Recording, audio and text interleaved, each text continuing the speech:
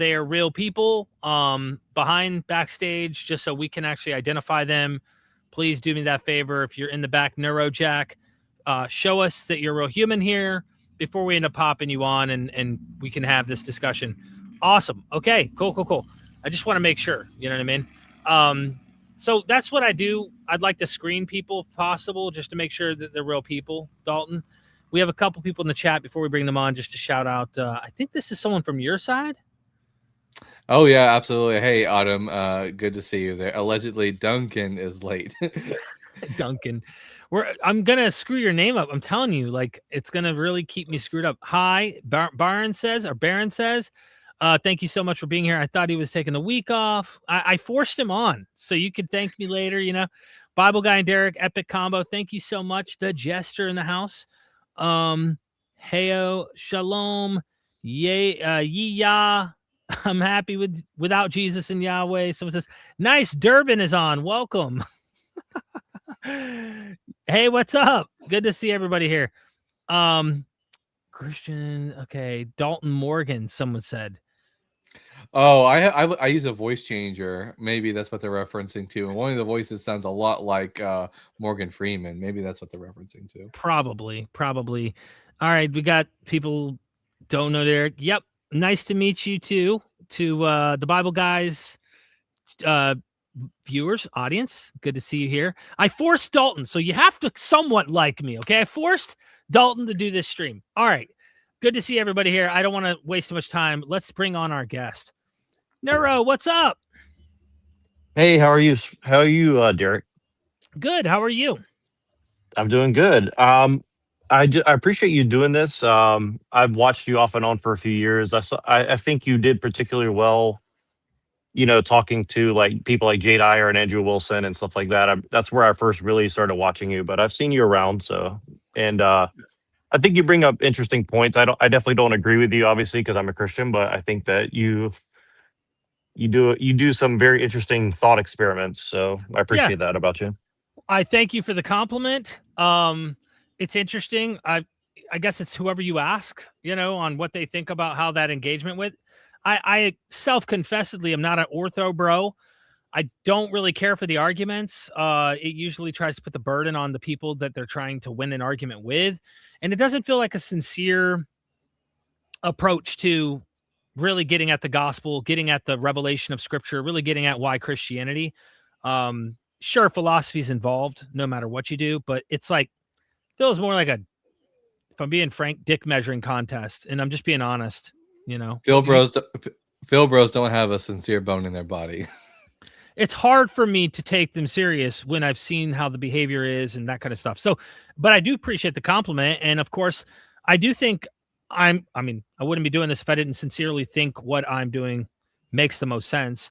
But being you're a Christian, and thank you for being the first to come on, you know, why should we become a Christian is the question, right? Sincerely, why are you convinced that me or Dalton should become Christians? So that's a great question, and I'm very happy to have the opportunity to answer. So I appreciate you saying that. So I'll put it like this: I'm from your part of the world. Let's put it that way. I grew up in that culture. I now live, you know, on the left coast. That's, you know, very atheistic. You know, so I've seen the difference of mindsets very vividly, I think you'd say. And I'll put it like this: like, I think that, you know, you could agree, at least in some sense of the word, that like where we come from in the world is a very special place where people do strive for morality, and they do strive towards certain higher level virtue, right? Now, is this replicable in other belief systems? I think perhaps to some degree, but it's almost like English, right? Like, so one of my friends says something to the effect that like English is a category of the mind, right? And when people speak English, they start thinking as an Englishman or a Germanic person in some sense, right? Now, I kind of put it that way for Christianity. And for example, like, you're not convinced that Christianity is true in any sort of logical way, but definitely you've seen the fruits of Christian thought. and you're definitely, thinking in the terms of a Christian. And I can see Well, that in a lot of your work, if that makes any sense, right? well, I would say that as someone who spends quite a lot of time talking to Christians on TikTok, a lot of the fruit that I receive from believers is not very good fruit.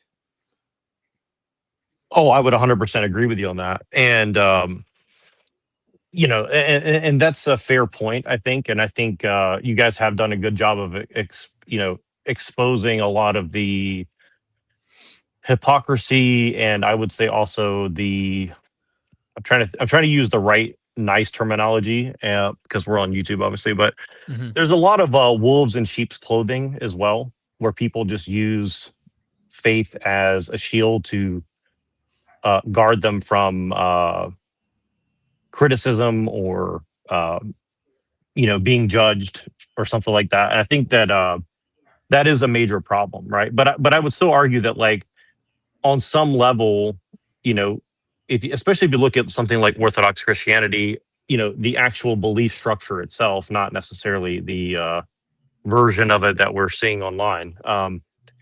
That it is kind of like the standard of morality that's kind of existed in Western civilization for a long period of time. Now, has If it been I may, abused from the beginning till now? Absolutely. If that if makes any sense. if I may just let me make sure I'm not hearing any background noise here. If I may just chime in here just to say, like, one of the things I've done with my deconstructing, I would just say my heightening of my skepticism and why the threshold for believing in Christianity has gone up is, I don't know if you've been paying attention. There's a debate happening right now between Matt Dillahunty, Alex O'Connor, and another philosopher over, are claims equal to evidence? And like, this is a philosophical debate that's going on between these guys, and one side thinks they're right, and the other side thinks they're right. And is testimony, enough for evidence? Is testimony evidence? And what kind of evidence is it? All these kinds of things. And when you bring a claim, and they're going through this, for example, the guy goes, "Hey, I bought a soccer ball at the store." If you know your friends into soccer, that testimony will heighten the evidence claim and make you probably 90 to 95%. You wouldn't probably doubt your friend bought a soccer ball at the store. It's not like a belief to accept, but also it makes sense. He's into soccer, that kind of stuff. So it can be used as evidence. And so we hear testimony. We have written literature that is saying to do good things according to the philosophy of the New Testament, claims of resurrection, and these things.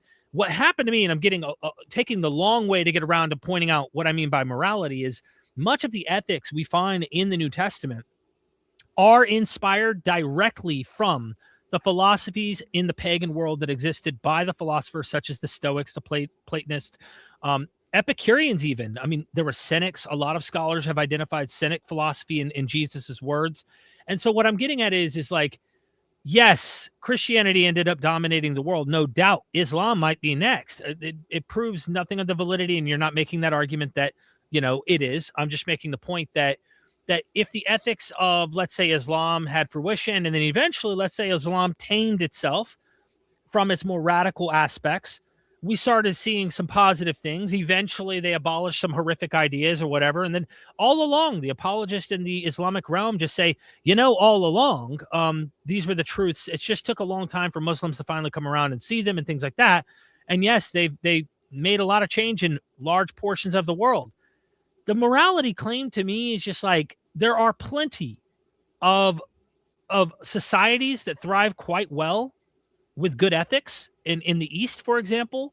And I'm not saying that all their ethics are good. In history, everybody owns slaves, for example, but the morality argument or the ethic argument doesn't really move the needle on me when I can find those ethics predating Jesus in the philosophers of the time. And it's just not a very convincing argument to me, if I'm being just honest with you. Sure. Yeah, and I appreciate what you're saying, and I could even agree largely, kind of like with your perspective in a sense. I mean, there's a lot to unpack, and Of course. a lot of it comes down to, like, what's your standard of evidence and what's your definition of truth. And I think that, like, fundamentally, of course, we're not really going to fully agree with that. But I would say that, in a sense, and sorry, I'm just going to have an interruption in just a second here, but I'll say it like this, like. Sorry, I'm distracted because somebody came up to talk to me. So just give me one moment. I'm sorry. Hold on. And Dalton, feel free to, if you want to add anything. Or Yeah, let him add, and I'll respond because I do have a response to you, but it's going to be a little long Yeah. winded, and I want to make sure I address both you guys.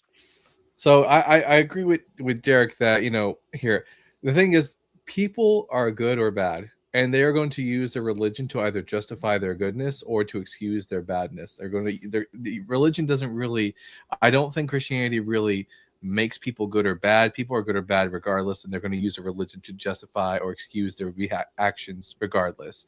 And to Derek's point, yeah, I mean, the fact that we have ethics and morals in a moral society before and outside of Judeo-Christianity. So I think in general, I think people are good in spite of what Christianity will tell them. if I may add just to that, while Neuro's paused for a second here, I was on my way up here, and I've caught some slack. I'm glad Neuro brought up some of the ortho bros that I've engaged in the past, because one of the things I haven't done is studied a lot of the philosophy or philosophers. And so I had a 9-hour trip getting up here to my mother-in-law, we don't know how much time she has left. She's on stage 4 cancer right now. I'm in her backyard, and my wife's inside spending time with her. And I was told by a lot of friends of mine who do know Plato, who do know Socrates quite well, and they've said start with, Credo or Crito, Apology, start diving into Meno, start diving into Euthyphro, and I started reading all of these, and I spent 9 hours that day listening to all these audiobooks, and I started realizing I noticed some trends. This is 300-400 years before Jesus. In some of the cases, it literally says there is not a single situation where you are allowed to harm another human being.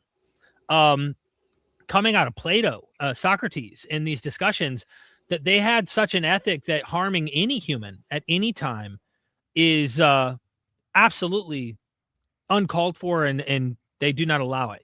And so I thought to myself, well, that's interesting. Turn the other cheek kind of philosophy. We find this kind of sacrifice for oneself and pray for your enemy kind of thing. You see this idea already existing hundreds of years in the philosophers' minds. Their reasoning may be a bit different from the time you get to Jesus, but the seeds are already planted there. I can imagine Buddha having a similar thing, harming others, harming any life. He goes beyond just humans. And all of these things, it just doesn't move the needle on the truth of it for me, because if it did, I would equally lay out, the other religious views and be like, oh, yeah, this is convincing to me. But the ethics one doesn't move the needle on the ontological belief of a religion. I think you can have a lot of religions teach good ethics. I mean, I know Mormons who are more ethical than evangelicals, and they would say they're false religious people. You know what I mean?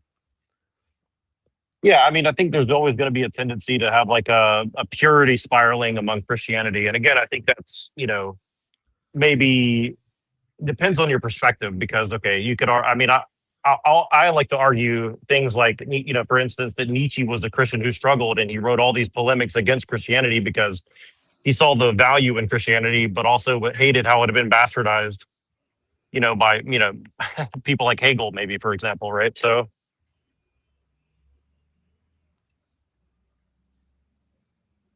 like I would say that, Hegel is like the father of like modern, heresy of Christianity, for example, right? So like, should we delineate like pre-Hegelian Christianity versus post-Hegelian Christianity, such as Marx? Because I mean, I would say that communism is basically a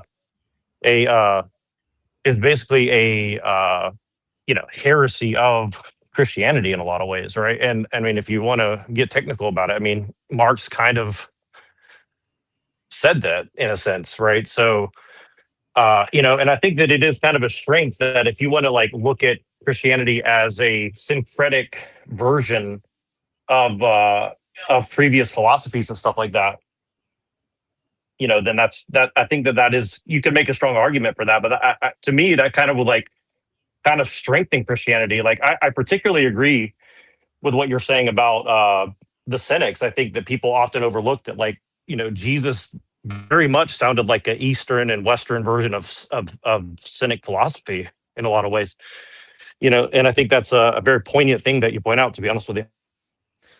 I mean, It sounds like we could just take the ethics and leave all the, because like again, I don't think there's really anything all that like unique to Christianity as far as its ethics are concerned. So I can take the ethics and I don't need any of the religious aspects. Like the question really at the end of the day is does Yahweh exist? Is the Bible historically accurate? Did Jesus resurrect from the dead? Was he the Messiah? Because at the end of the day, these ethics are not unique to Christianity. I'll tell you the problem with your argument, and from my perspective as a Christian. Again, this isn't to like demean you guys or belittle you, but like you kind of just discard the concept of God from a Christian point of view, which, from your own argument, I think you could argue that it's a syncretic God or something like that, or a perennialist God or something, one of those two. I don't know which one would fit best.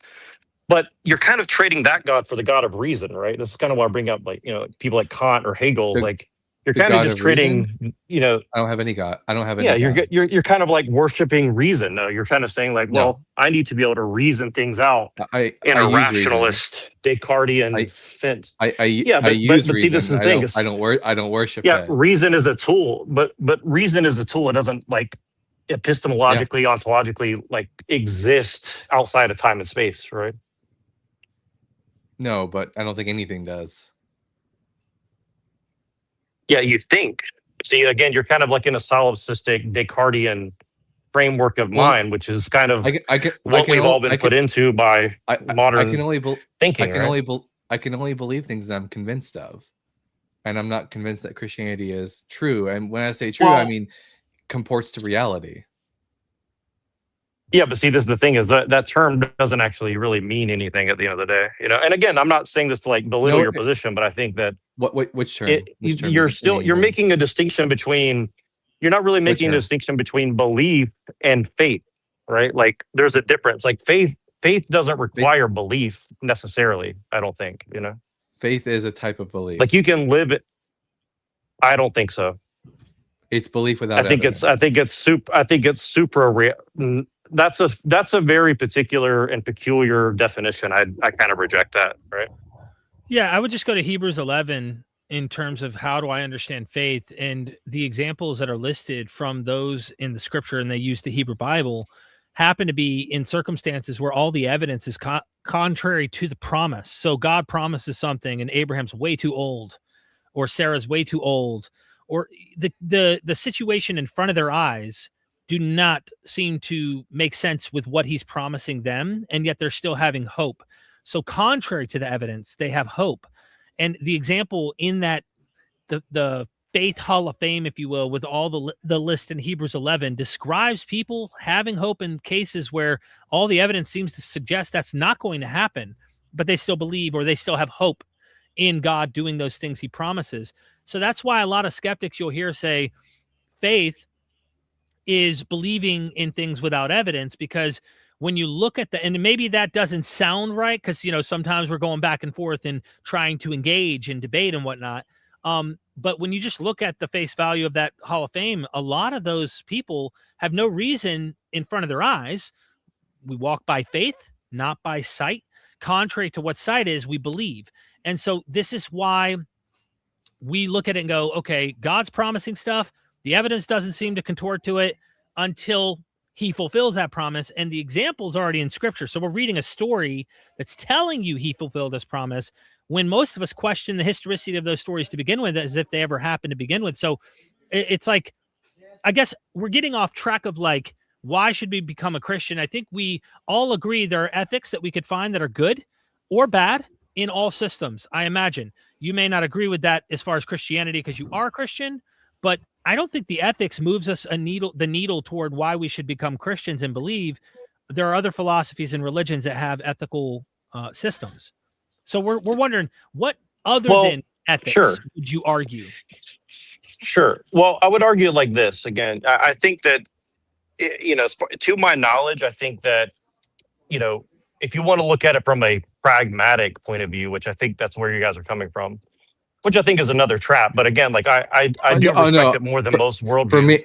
For me, it's not pragmatism. It's just simply like I don't necessarily care about if a religion works or it functions in society. I want to know whether or not the religion is factually true, if it comports to reality. Like I could but you're adopt, putting a value on truth that, yes, that's ultimately fine. you're still kind of arguing that, but you're still kind of arguing that it has some sort of, It has value to practical me. or intrinsic value. Exactly, right. So it's still a subjective value that you're kind of like imprinting upon Yes, the so idea itself, so I can have ethics and morals without Christianity. At the end of the day, though, if I want to become a Christian, I need to be convinced that Christianity is true. And the way to do that is by providing evidence in favor of its veracity, not just its usefulness.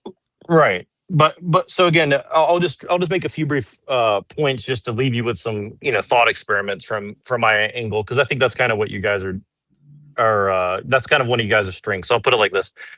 I would put it like this. I think that Christianity is one of the only faiths that allows people to kind of play golf between themselves and God. Like God being like the golf course or life, and yourself as the player of golf, right? Like you usually don't play golf necessarily against the other people unless you're in a tournament, right? But ultimately, you're trying to beat your last best, or at least find some sort of satisfaction out of the game that you're playing, right? And I think that that's kind of the perspective that Christianity brings to the world. I don't know that another faith does that. For example, I don't quite understand the analogy, but if you're making the claim that Christianity allows for one to have like a personal connection with the deity, I don't think that's unique to Christianity. I mean, I certainly do think it is, but let me explain briefly. And again, I can get that in Judaism. Well, you kind of seem to get that from like scientism, right? Like you kind of think that like, well, by analyzing and measuring things, it gives you some sort of like connection to the divine, reality that's superior to somebody else. I mean, you're kind of doing a simulacrum of that, I think. I'm able to understand the physical world to a better extent through science. I don't know what scientism is. Scientism's not a real word. It is a real word. It's the religion of like some solipsistic religion that a lot of people are in that they just can't admit to themselves. I'm not a solipsist. I think most people in the modern age are definitely a solipsist, whether they're aware of it or not, for sure. But again, I'm just leaving you guys with some thoughts. I think what you're doing is what a lot of Christian apologists do, is that you have to sort of drag atheists down into the muck of religion. Like you realize that there's something wrong with religion, so you have to point fingers at us and say, well, actually, you too, you're religious, but we're not. I don't have a religious bone in my body. You definitely are. I'm definitely not. I don't think that, but by every definition of the word of religion, I think you guys do fit it. And again, I'm not saying that to dig on you. I think it's there's not a single deity that I natural worship. to humans. I think he's breaking up. Well, this is why people do. I don't like the way that the guys do the presupposition with you guys, but I do think that in general, like, you do have to examine all the presuppositions, at least to yourself in private, in the closet, like we Christians do when we pray. But I don't worship any deities. About what your belief is. I can't belong to religion. I don't worship any deities. I don't have like a. You do. The religion, the deity that you worship is the deity of reason. You think that reason is like some sort of superior thing that has ontology. And here's the problem. Here's the problem. Deity has meaning, and if you like extend the word deity to refer to not just like actual gods, but literally to anything, then it doesn't but that's what you're doing with our God. You're trying to like drag God into reason when God is supra reason. No, that's kind of my point, right? It is. No, I'm just defining deity as a divine being. Like, do you think that we could ever? Let me ask you a question. Let me ask you a genuine question. Do you think that you could ever quantify or qualify the existence of the universe via any sort of reason or science or anything like that? Do you think that's ever possible? Do you think you could ever have the? Okay. I don't know. Say what? I don't know. I don't know. You don't know. So you think the universe is, as far as we could tell, basically infinite, and you think that there's some way we could possibly compute the totality of reality? I don't know. I can't see the future, but I don't know what scientists in the future will be capable of doing. Sure, but if you had to put a hypothesis forward, would you say that which would you would you say that my hypothesis is closer to that or yours? I don't do that kind of stuff. What I don't even know what your hypothesis ultimately is. I mean, I know you're a Christian, but we're not trying to like straw man your position or make you things you say you aren't, even though you keep trying to put that label onto us. And Well, we're because you simply guys are trying to say that like that there has to be some sort of like evidence, quote unquote, of there being a God. I mean, for me, it's If like you yes, if it you want we're us to be asking reality convinced, specifically reality Christianity. doesn't you can't But we're reason how reality exists Jack, though, is what I'm trying to Jack, say. we're specifically asking Christianity because at the end of the day, who knows? I mean, let's just say in 5 years, I'm like, you know what, man? I think Plato and these guys were onto something. Maybe there is something out there. Shit, I could be wrong. Cool. Cool. Yeah, I think Plato was Yeah, definitely but onto something. I okay. And think Plato was definitely onto something for sure. mind you, let me elaborate a little bit here. Cool. Right. So we come to an agreement. Let's just say we're both like, you know what? We just somehow, let's say empirically, there was a way of pointing toward that made people convinced like me and Dalton. Now, why Christianity? Why not polytheism? Why not the various systems that predate it? Why not the pagan version of the philosophers that centuries prior to Christianity already had these ideas that Christianity inherits many of those ideas, recycles them in their own systems.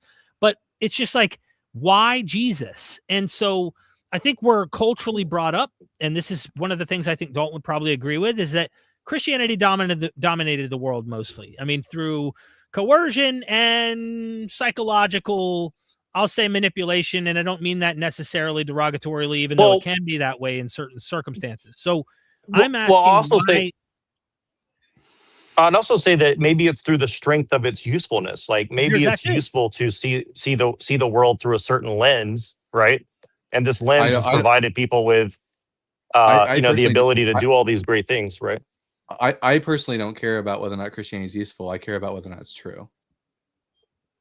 Well, let me put it this way, and I'll try to make it a little bit personal. Like I have family members that have died recently and are probably going to die soon, right? And I think that that's kind of what Derek was talking about. And look, I see as a Christian, I see our time here on earth as like it's a test, but it's a test of love to let God know us and us to know him and prepare us for whatever comes next. Even if there's not, let's assume that you're right, there's just nothing after this, consciousness disappears, which I don't believe. I think you could look at the the laws of thermodynamics and like energy and all this. Like something about our existence is going to continue, I would say, even from a scientific point of view, but we don't know what that looks like exactly, right?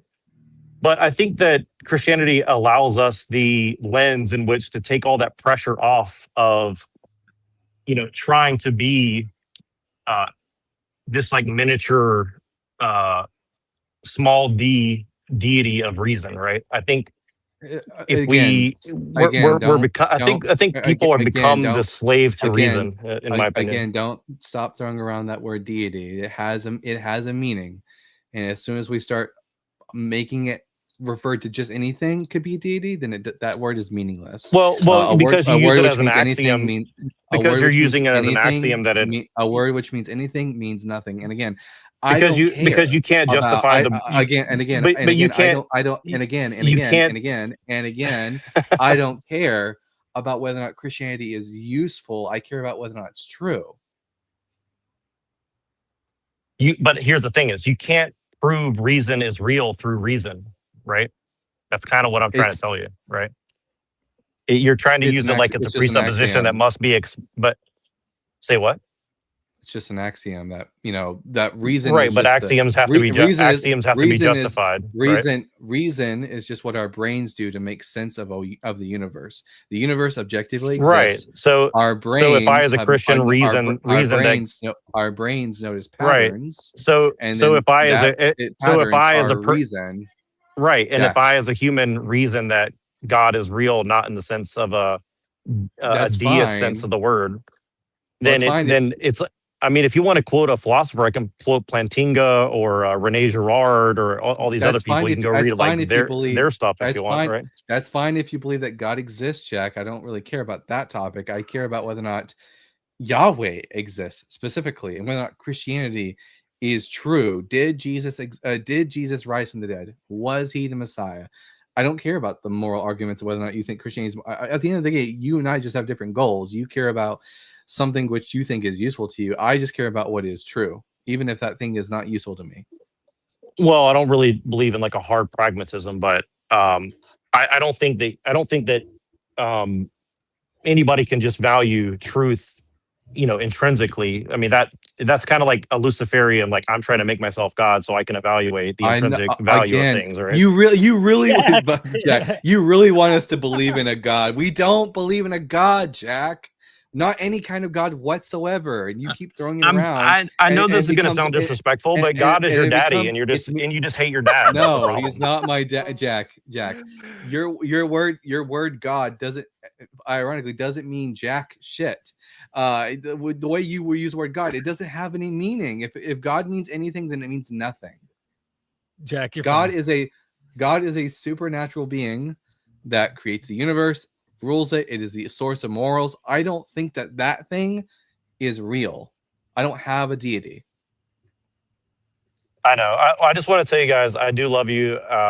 This is a really fun experience. I don't want to like end on a bad note because I do like you guys. I think that you guys are doing good work. Yeah, as a Christian, I think that challenges to our faith are healthy, to be honest with you. So I really do encourage you guys to continue what you're doing.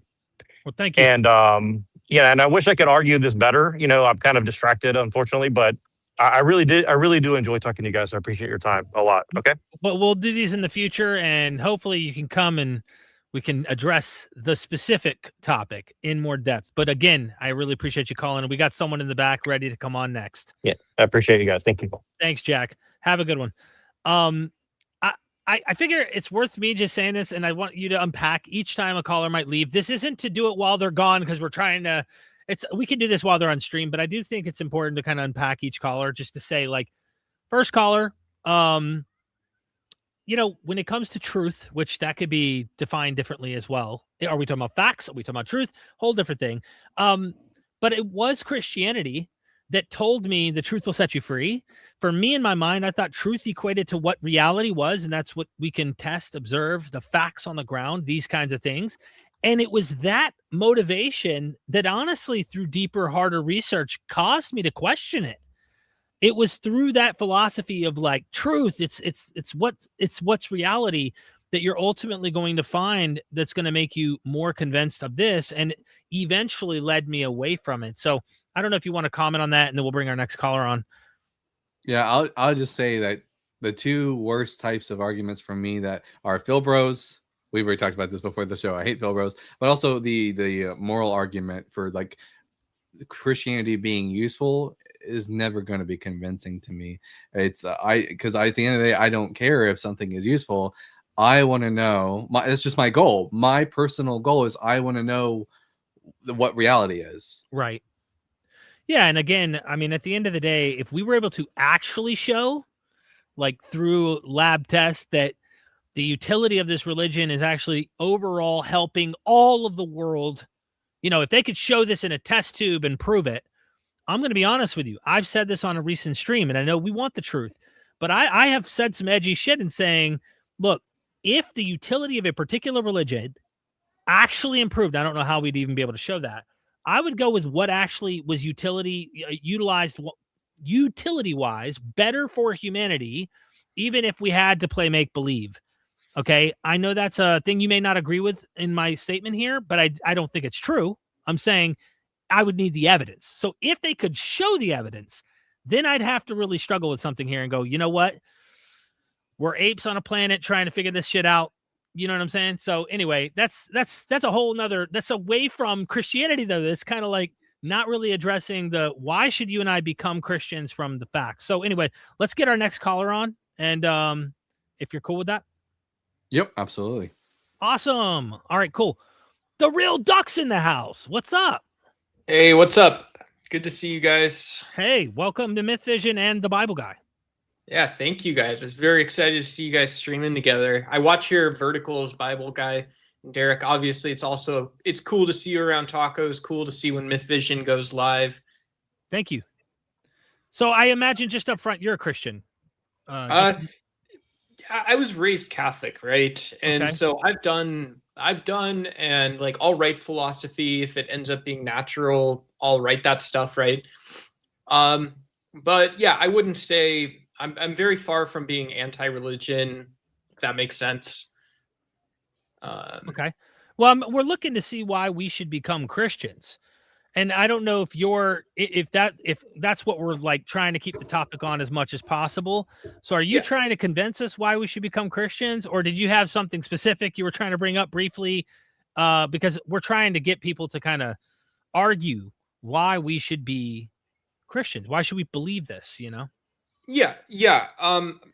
So I think I can convince you guys. I mean, I don't know if you need to be Christian, but okay. So here's what the argument's like, right?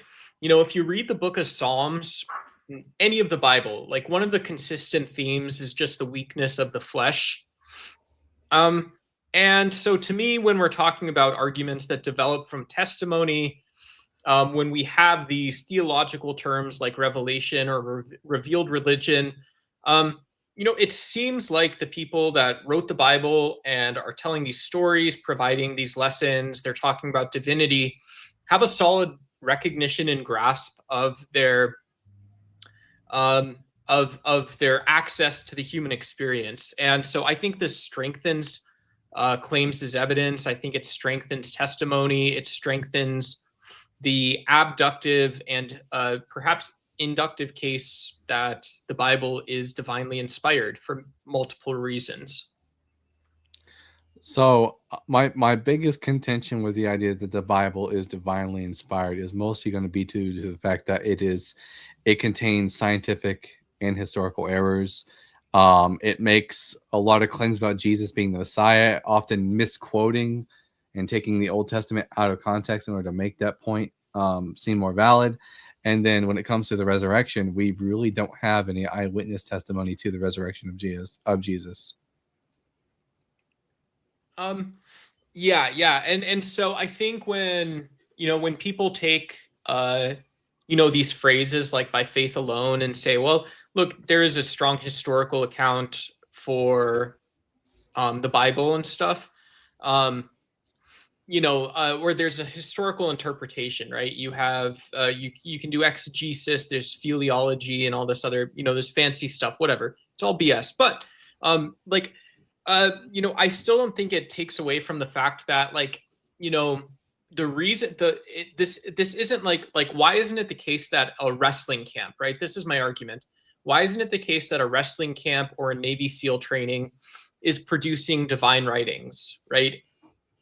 Most often, if you follow like Sunkissed Kids or any of the like, you follow like jujitsu buses, these people doing really hard things, talking about weakness of the flesh, produce a bunch of nonsense, right? It's all nonsense. It's slop content.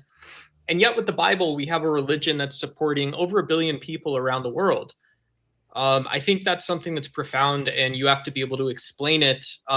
The historical argument is one thing, but that doesn't take away from the belief that you can form in a justifiable manner from those books.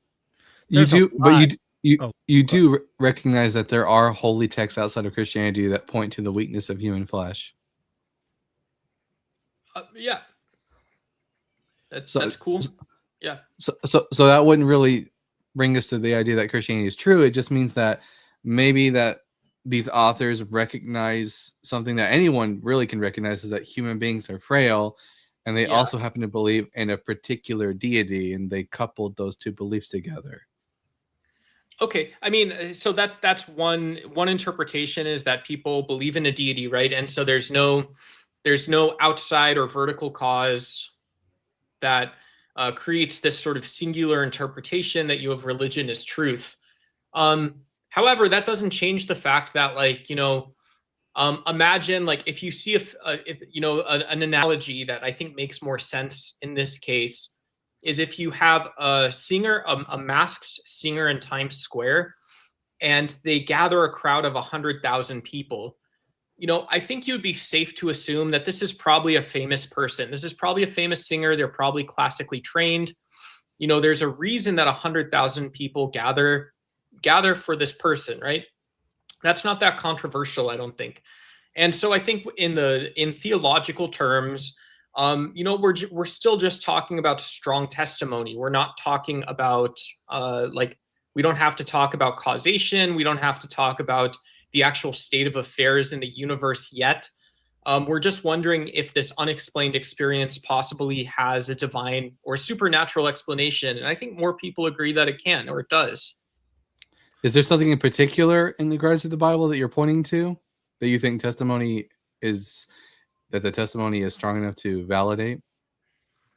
I would say the presence, if you want me to make it stronger, I would say the presence of not just weakness of the flesh, but also these situations that seem like realistic or historically coherent, large moral conundrums that don't seem to have an apparent solution that most humans can find. It just sounds like myth making, though. I mean, when we talk about the Bible, I mean, people recognize it seems more parsimonious to me. People recognize that human beings are frail and fragile and full of like troubles. These people believed in a certain deity or deities, and at least in one case, the ancient Israelites didn't believe in just one God. And then on top of that, they created myths that were meant to explain the human condition. Yeah, I mean, I don't, that to me, that starts sounding like the centrality is more based around like presuppositionalism. Not, I'm not trying to go over your head, but it just sounds like, if you say, oh, well, one possible explanation is myth making. So it's probably myth making. That's not actually engaging, I won't say it's not engaging the hypothetical, but I just don't think that, it is assuming like at least naturalism, or it's assuming the myth-making narrative is historical and social, perhaps. Well, naturalism is the default position. Okay, yeah, that's so cool, right? So, like, for example, when it comes to the resurrection, why should we think that Jesus of Nazareth was really resurrected from the dead?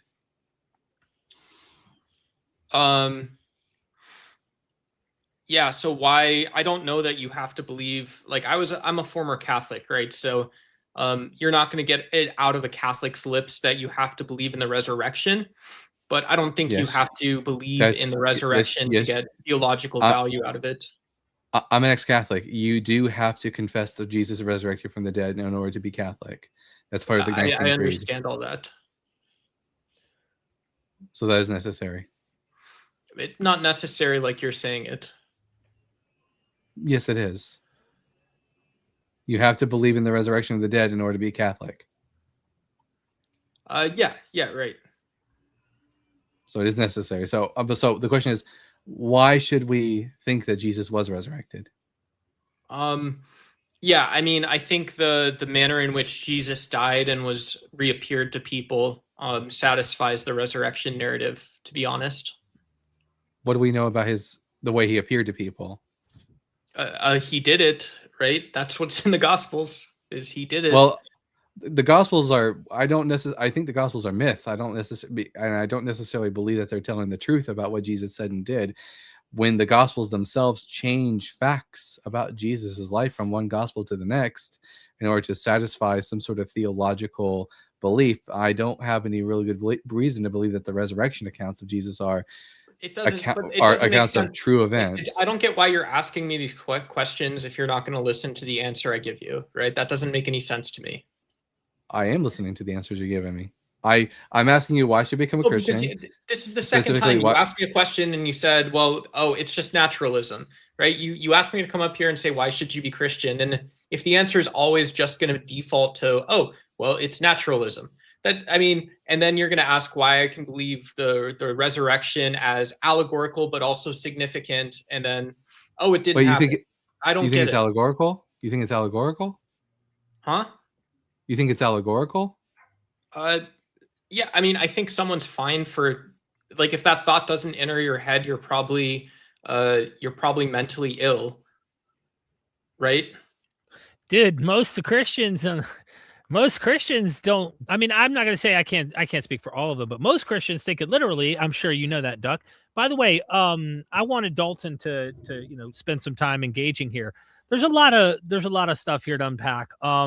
you earlier you brought up like the how many people believe this, kind of the idea of how so many people are convinced of it. And I think of Islam.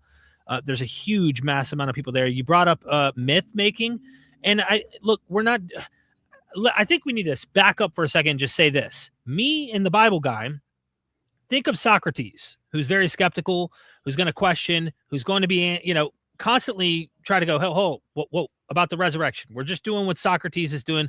We might be a bit of a gadfly. We're annoying, okay? But that's because we're not convinced that the testimony we're reading in the material is convincing. It could convince us that, yeah, maybe people had experiences at best, but humans have experiences all the time with all sorts of things. And so we're questioning the very nature of the resurrection and the truth of Christianity as if this is reality, as if this is the one true religion we should be following and not any other religion. And so when I compare using heuristic approaches to other religions, even contemporaneous to Christianity, and I see other people who ascend to heaven, who are miraculous healers, all these kinds of things, I think to myself, seems like this is something that is prevalent, that people were doing around this time. And that to me at least brings it in on the plate that, okay, Jesus isn't the only guy doing things like this. That raises doubt for me on one testimony, or the testimonies we find within one religion, and then there's other testimonies. So you actually were the one commenting in the back, correct me if I'm wrong, Duck, on the Matt Dillahunty engagement with the other guys. And I was listening to it. I'm not a philosopher, okay? I'm trying to get my head wrapped around some of this stuff. But yes, I can see testimony being used as evidence when you have a trustworthy report of people you know and trust. And I always tell Christians, you're convinced of the testimony written in text. Some of that testimony, scholars, I think, have done a damn good job of showing was made up. And what I mean by that is 2 Peter. It's even non-evangelical Christians often look to 2 Peter and say, this is not written by Peter. And in there's an eyewitness claim in 2 Peter chapter 1. He claims. Did Derek freeze for you? Yeah, he did. I'm sorry. The internet's not the greatest out here, guys. Can you hear me? You're good. No, you're good. Yeah, everything's good. I should probably stop after just saying 2 Peter 1, for example, is a pseudepigraphical writing, not really written by Peter. Claims to be an eyewitness on the Holy Mountain, quoting Matthew. It's dependent upon Matthew, but even non-evangelicals, Eusebius and others, questioned its authenticity. So when you have fabricating eyewitness accounts combined with supposedly authentic eyewitness accounts by Christians, and then you find out Christians weren't the only ones claiming to be eyewitnesses of things. Asclepius and others were also claimed to have eyewitnesses, and Celsus. I just look at the history, I compare it, and I go, man, I'm not convinced. I'm looking at it going, there's many humans making claims, having experiences. But Derek, why this? If you have one, so I think it's cool to engage the actual myth making case, if where you have felonious writings. But if you have one of these stories where it's like, wow, this is really unlikely to have happened without divine influence. It's very unlikely to have happened to produce this type of writing without divine influence. It's the case that you don't need actually all of these, right? You can say that this is my holy book. Someone can take that and mean it. And there's a reason they might say that, but you can still have just one event that actually has historical significance, which was not myth making. And that satisfies the condition to validate either Christianity or the notion of the monotheistic God, whichever one you choose. When it comes to the resurrection, though, all we have are these anonymous gospels that don't necessarily correlate with one another. They do contradict each other on important facts about Jesus. And we have Paul, who says that Jesus appeared to certain people, which is, we have several examples of people who are grieving loved ones, seeing their loved ones after they die. We call these bereavement hallucinations.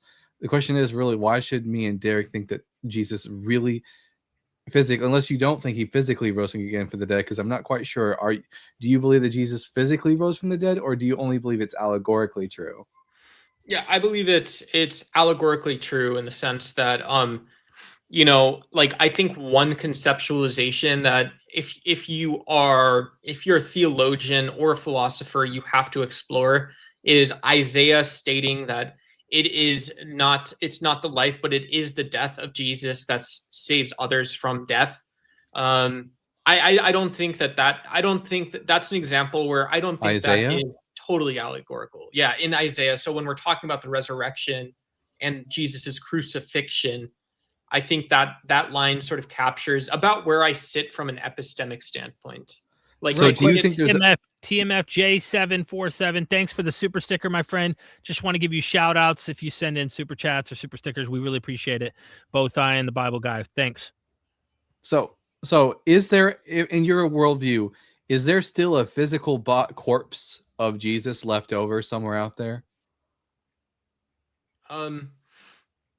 Yeah, I mean, ashes to ashes, right? The man that was crucified, I think his body went the same place as everyone else's. Okay, so Jesus didn't physically rise from the dead, even though the Gospels would make that claim. So really, I don't know how he would have ascended into heaven. I don't know how Jesus would have ascended into heaven. I don't need to believe either. For first century Jews, that's an easy answer. He just went up because heaven was up there. Where and also, where does it that you think Isaiah makes reference to the resurrection of Jesus? Because I'd say that there is no reference to the resurrection of Jesus anywhere in the Hebrew Bible. I don't know. So I know that it's the Gospel of Mark, and it's Isaiah 40, I think, Isaiah chapter 40, that begins referencing the almost the like eschatological or the death narrative of the Savior of the Son of Man, whatever you want to say, whatever. Isaiah 40 is just about the Israelites leaving exile from Babylon. 42, 43, it's somewhere in there. All of that section of Isaiah, from Isaiah's 40 to 56, are all about the children of Israel leaving exile and their soon exaltation before the eyes of the nations. There's nothing about a Messiah. It's somewhere in there. It's somewhere in there. You can Google it if you want. All right. So Jesus allegorically rose from the dead, not physically. I mean, I think that just means it's a story that you find meaning in, not that Jesus in any real way is actually not dead. That's a good point, right? That's a good argument, I think. I think for people that do believe, and maybe this is disingenuous because you guys can just say, oh, this duck character is kind of crazy or something. But I think people that do have what seems like a revealed or a divine experience, if you feel you're part of the divine, if you feel God's presence or something, whatever you want to call it, if you feel that and you see there's these unlikely stories, right? This might increase or improve, like, yeah, your Bayesian priors for why you become a Christian. Well, yeah, like, there's good reasons obvious to do that. Yeah, of course, Duck. I mean, that's mostly why Christians become Christian, through some kind of experience. And then when they're being told through that experience, the environment is usually through a pastor or somebody who is giving them, framing it through the mythic framework of the death and the unconditional love of a father, et cetera, in human terms, which I think just taps into the innate nature that humans have by being born by a mother and having a father. So they're tapping into the instinctual things we have in the natural world, and they're having unique experiences. These experiences under whatever context that may be, at a church, at a youth group, through the preaching. They're in jail. They've gone through struggles. They're in addiction. Their women, left them, or they've been abused, whatever it might be. And they then attribute the claims of a myth to an experience. And it doesn't do anything for the truth of that claim. And we can get this all across the world. This has been written extensively by experts in the field, that experience, all of us have it, whether we're religious or not religious, and no matter what hat you wear, you're going to have that. And then one just thinks it's the truth of Buddha or the truth of Islam. And there's a lot of mystical Islamic positions you can hold to. So it sounds to me that you're too heretical for even the people in the back who want to come on and talk to us. They don't even think you're a real Christian. And I'm just telling you what they're saying. Look, I do appreciate you calling in. We do have 4 other callers that are waiting in line, but I want to give you one final, last chance to convince us here. Dalton seems not so convinced, and I'm just sitting back watching on this one, man. Okay. Give your best argument right now, Duck. Best argument, please. Best argument is the Bible is the only collection of books that shows the full spectrum of human experience, and reaches into the divine. It is not a mythology like all others. It's not like LeBron James and the Cleveland Cavaliers. It's not like J.R. Smith, calling a timeout, or, not shooting the ball with a second left. It's not like any of those things. It is a story that is capable of forming beliefs. It is deeply allegorical, I think, if you take it that way. And those are all abductive reasons that can lead to induction, and perhaps relate to universal human experiences, why someone can be a Christian. And I think you should all consider it deeply. I appreciate it, Doug. I don't know. Go ahead. The real Doug, you've just perfectly described the polycanon from Buddhism. It describes the full breadth of human experience. It claims to have people get in touch with the divine. The polycanon, by the way, is the Tripitaka. It's the text that belongs to Buddhism. Everything you just described also perfectly describes that holy text. I was thinking of Hinduism question, too. Right? That's a great question to ask. Yeah, Doug, I was thinking of Hinduism too, because I know they have some really complex philosophy on how they understand the world, nature, gods, all of that, and our relationship to it. So maybe there's just more learning on looking at those things, because if Christianity and the Bible convinced you, because a lot of these arguments you're bringing up, you might get persuaded to become even more pantheistic, or some kind of broadened person who still holds to some ideas. But you might even expand your idea about God bigger when you look into those other traditions. I don't know. I mean, I'm not trying to take your position away from you. I'm just here to say, what evidence do you have to prove Christianity? I thought that was evidence. I thought I proved it there, but it doesn't have to. But I just think it's one. I could be Buddhist by that measure. Right. Right. Well, but you could be Buddhist, right? But if the question in the prompt is sincerely why we should become Christians, I would say the best reason to do that is because your experience is, there's going to be people in the audience. Your experience doesn't relate to another belief system better than Christianity, right? So just treat it like that.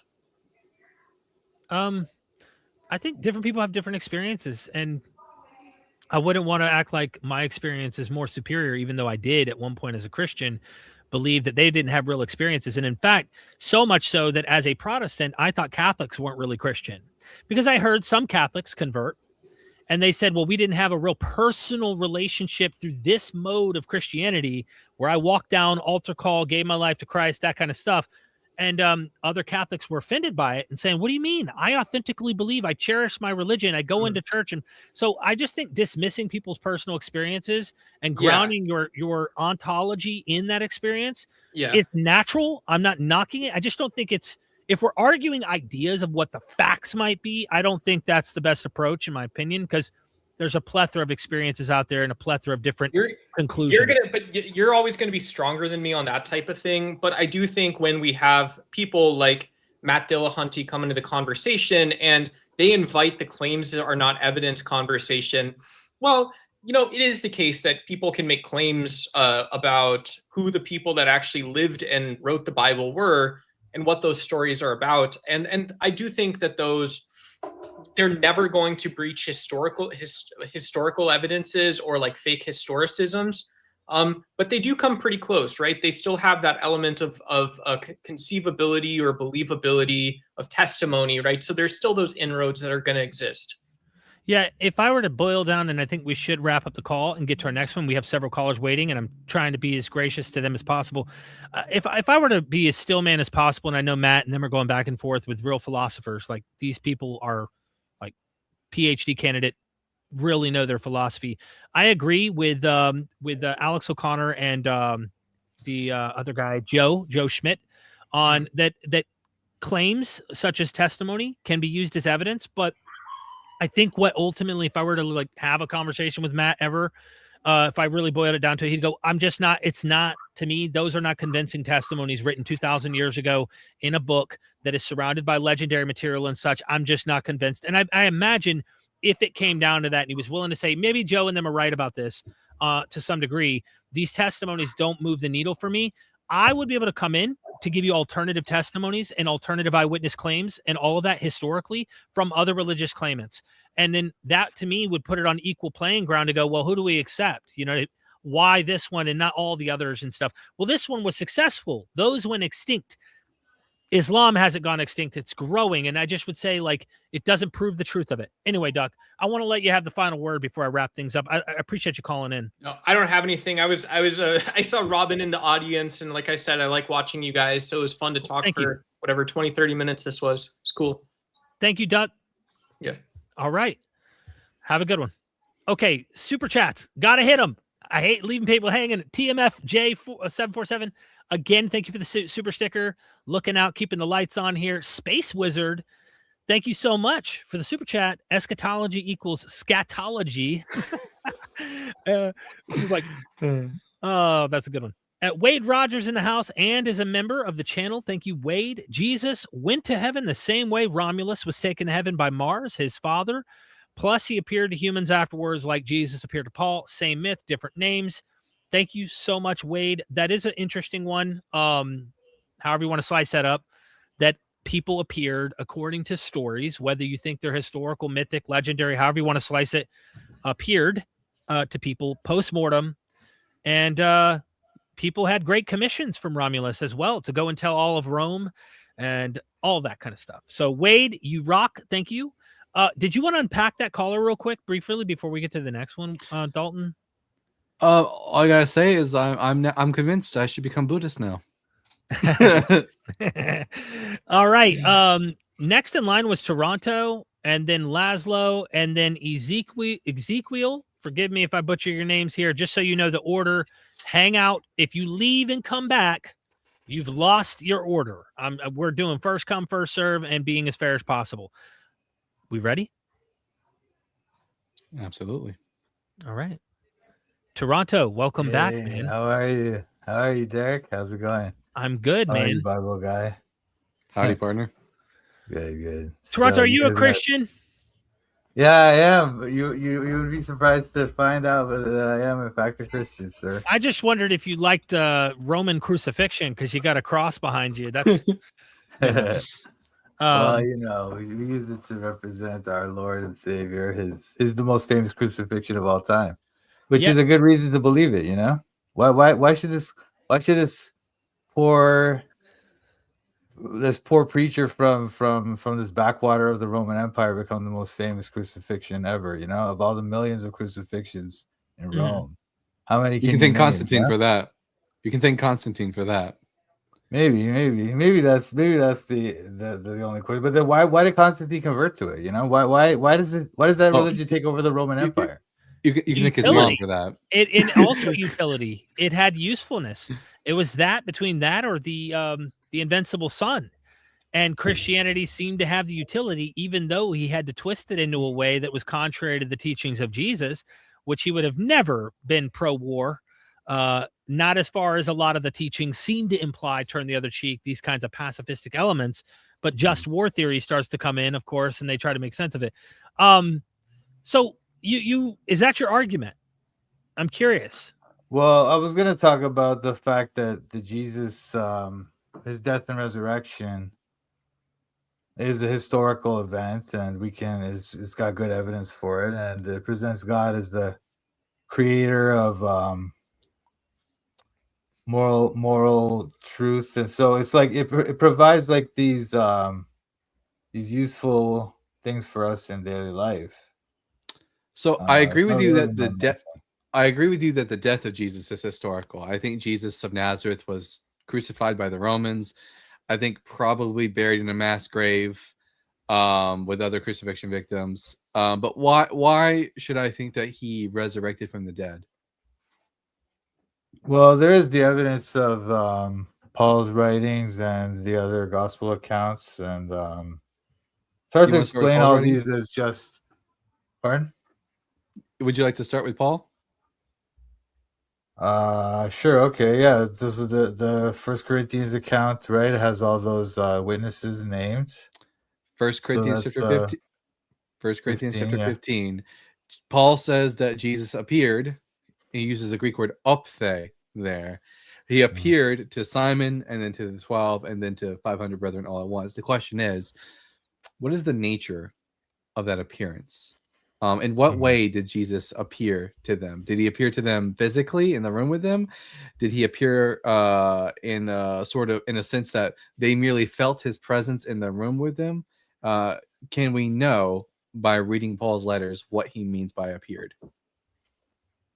Well, I would say he means by what he means by appeared is that he appeared as a living person, because he refers later in the chapter. He talks about how that we're all going to rise in that same way as incorruptible bodies. So it's like a physical resurrection, and Well, also I don't think Paul does describe a physical resurrection. I think he describes that, there's the body that is buried, but it's not the same body that is raised. He uses the analogy of like a plant coming forth from the seed. We would never say that the seed rises, the seed stays buried, it stays dead, and from it arises the plant. I think that's the image that Paul is trying to make. Not that Jesus Paul never describes Jesus' resurrection body as flesh and blood, but as but as pneuma, as spirit. Yeah, it's raised a spiritual body in the sense that it's an incorruptible body. That's what he's talking about. Not that it's a literal spirit. It's a spiritual body, right? It's not a spirit, but a spiritual body that is an incorruptible body. He's comparing it to the natural body to the spiritual body, right? He would have been aware of the gospel accounts on those things too, like Jesus eating. Well, I don't think he would be aware of that because they weren't written down yet. We don't get the first gospel until at least 70 CE. He would have met those writers though. He would have met them, Peter. How do we? Well, we don't. James. Well, we don't know. We don't know who wrote the gospels, and we don't know that Paul would have known them or even been aware of them. I mean, when Paul gives us a list of the people that Jesus appeared to in order, the first person he mentions is Peter. He doesn't even mention Mary Magdalene. He never even mentions there being an empty tomb. Only that Jesus was buried. He didn't say in what manner, and that he appeared to Peter first. Mm-hmm. Yeah, we know he would have mentioned them because that's just the way the ancient world was. They respect the testimony of men more than women, right? And this is the same thing. People bring up that idea of the criterion of embarrassment, the idea of why the gospel accounts refer to the women finding him first. Well, that's easy because they want to speak the truth. They don't want to. They don't care about telling it in a way that's believable. They want to tell it in a way that's true. Oh, no, you would tell it's a way that's believable, because if you want to create a narrative where Jesus is laid in a tomb and then someone finds his body, the person that you would logically have find his body would be a woman, because it's their job to go and take care of the bodies afterwards. Also, when it comes to embarrassment, the people of the first century, they don't care about whether or not something is particularly embarrassing. In fact, embarrassing facts about deities sells better. Because, like, for example, fratricide, killing one's brother, was considered abominable in the Greco-Roman world. And yet they taught that Romulus killed his brother Remus. Like, something being, and we don't really necessarily think that Romulus or Remus existed, nor did one kill the other. So an embarrassing fact only sells the gospel more to a Greco-Roman. Well, the embarrassment thing isn't just about the idea that it's negative. It's more about the idea that their testimony is not regarded well. But sorry, Derek, go ahead. No, you're fine, because I think it's important to note that this apologetic has been dismantled. I mean, this it doesn't work. We know that women specifically would have gone to the tomb historically. The role of women in mourning and burial was culturally standard in ancient Mediterranean society. It would have been unusual if women were not at the tomb. And the literary reason, for example, for women being the first witnesses in Mark is that they flee and say nothing to anyone, for they were afraid. That is the original ending of Mark, which Mark chapter 16, verse 8. The women are not triumphant eyewitnesses, and some scholars think that the reason they went and told no one is to explain why they didn't know about this narrative. But on a mythic level, on a mythic point, if you just look to Osiris, who dies also and is said in their mythic traditions to resurrect, Isis searches for the body, going to look for the body with her sister Nephthys. You also find in the Tammuz cult, in the Hebrew scripture, the women who are mourning over the death of Tammuz, which is just Adonis in the Greek world, women always are said, even in Dionysus' death, he's twice born, the Maenads through revelatory experiences also. So look, you can go through several cultic mythic examples, but also historically, you can go through historical examples where women were burying, and that was part of their custom, was to bury people, bury the dead in the Mediterranean world at this time. So either way you go, whether you go down the mythic path or the historical path, and maybe the mythic was inspired by the historic, either way, you have women going to the tomb. It's not an embarrassment. This is an anachronistic apologetic to try and argue, well, their testimony isn't as good as men's, so why would they make it up? I mean, we have several stories in both myth and history, so real history, where women did this act. And I just find this a very weak argument. The one thing I will say about 1 Corinthians 15, though, just to finish my thought, is that I've actually interviewed Delcy Allison Jr. on this. I've interviewed experts on this. There is a real question as to why Mary or other women are not mentioned in the list. According to Allison, and this is just one academic among many, is that it was male-centric. The early church was clearly not a fan of women apostles. Now, there's a debate on much of the words that Paul says about women remaining silent, and all of these things you find within his letters, many scholars think aren't really Paul.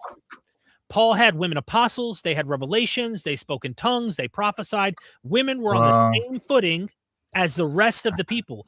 And there are real contentions by critical scholars in suggesting that later patristics are putting in the mouth of Paul in a lot of these fake letters in the name of Paul, oh, be silent, go to your husband, don't speak.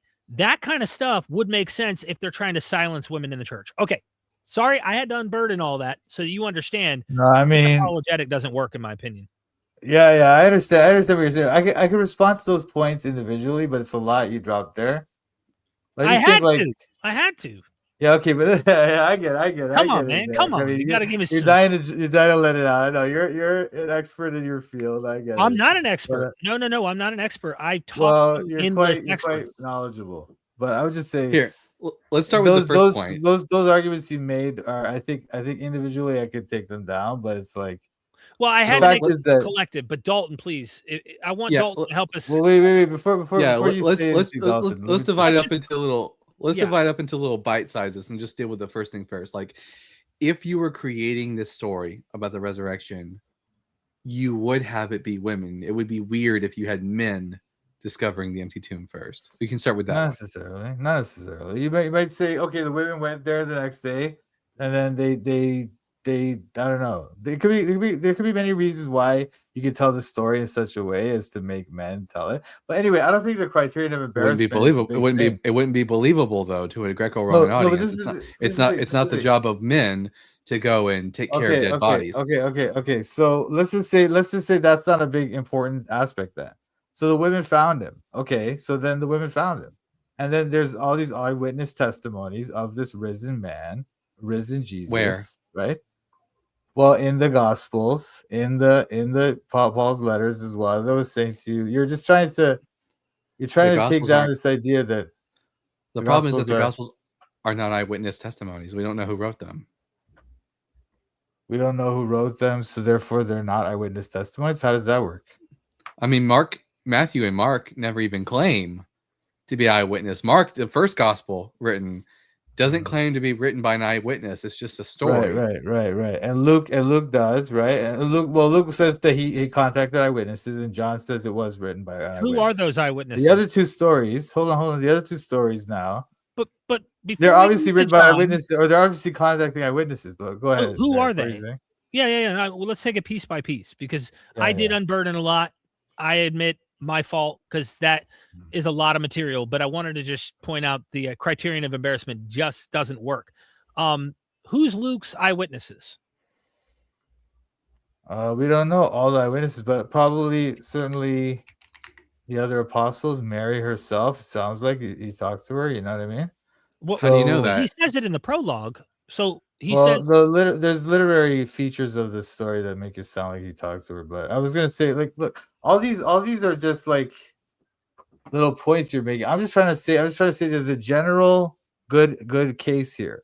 Like most scholars would agree that the death happened, that the apostles at least believed that they saw the risen Jesus, right? And that Paul was converted, Yeah, right? So this is that's perfectly explainable through naturalistic phenomenon. All that's really required for this myth to start is one, for Jesus to be crucified, two, for Peter to have a bereavement hallucination, and then three, for the other Christians to experience a collective delusion. That's perfectly. We have several examples of this. That's perfectly. collective delusion is a very difficult theory to make work here because it's not a very common thing. It's not, and also the way that they all kind of tell the same story. Collective delusions don't really. Are you They Catholic? generally are not. No, I'm not. What do you think about the But miracle yeah, of the sun? those stories. If you're talking about Guadalupe and stories like that, well, those stories are not like they're not all telling the same event. They're not all talking about the same kind of. Well, no, there are allegedly thousands of witnesses for the miracle of the sun. Yeah, but some of them will say there's a woman in the sky. Some of them will say that there was the sun. So they have different like different testimonies. Right? Whereas here you have this. Hold on. Where are you? So if the testimony, wait. so wait a minute. If the testimonies have different. Wait, oh, Toronto. Toronto. Hold on.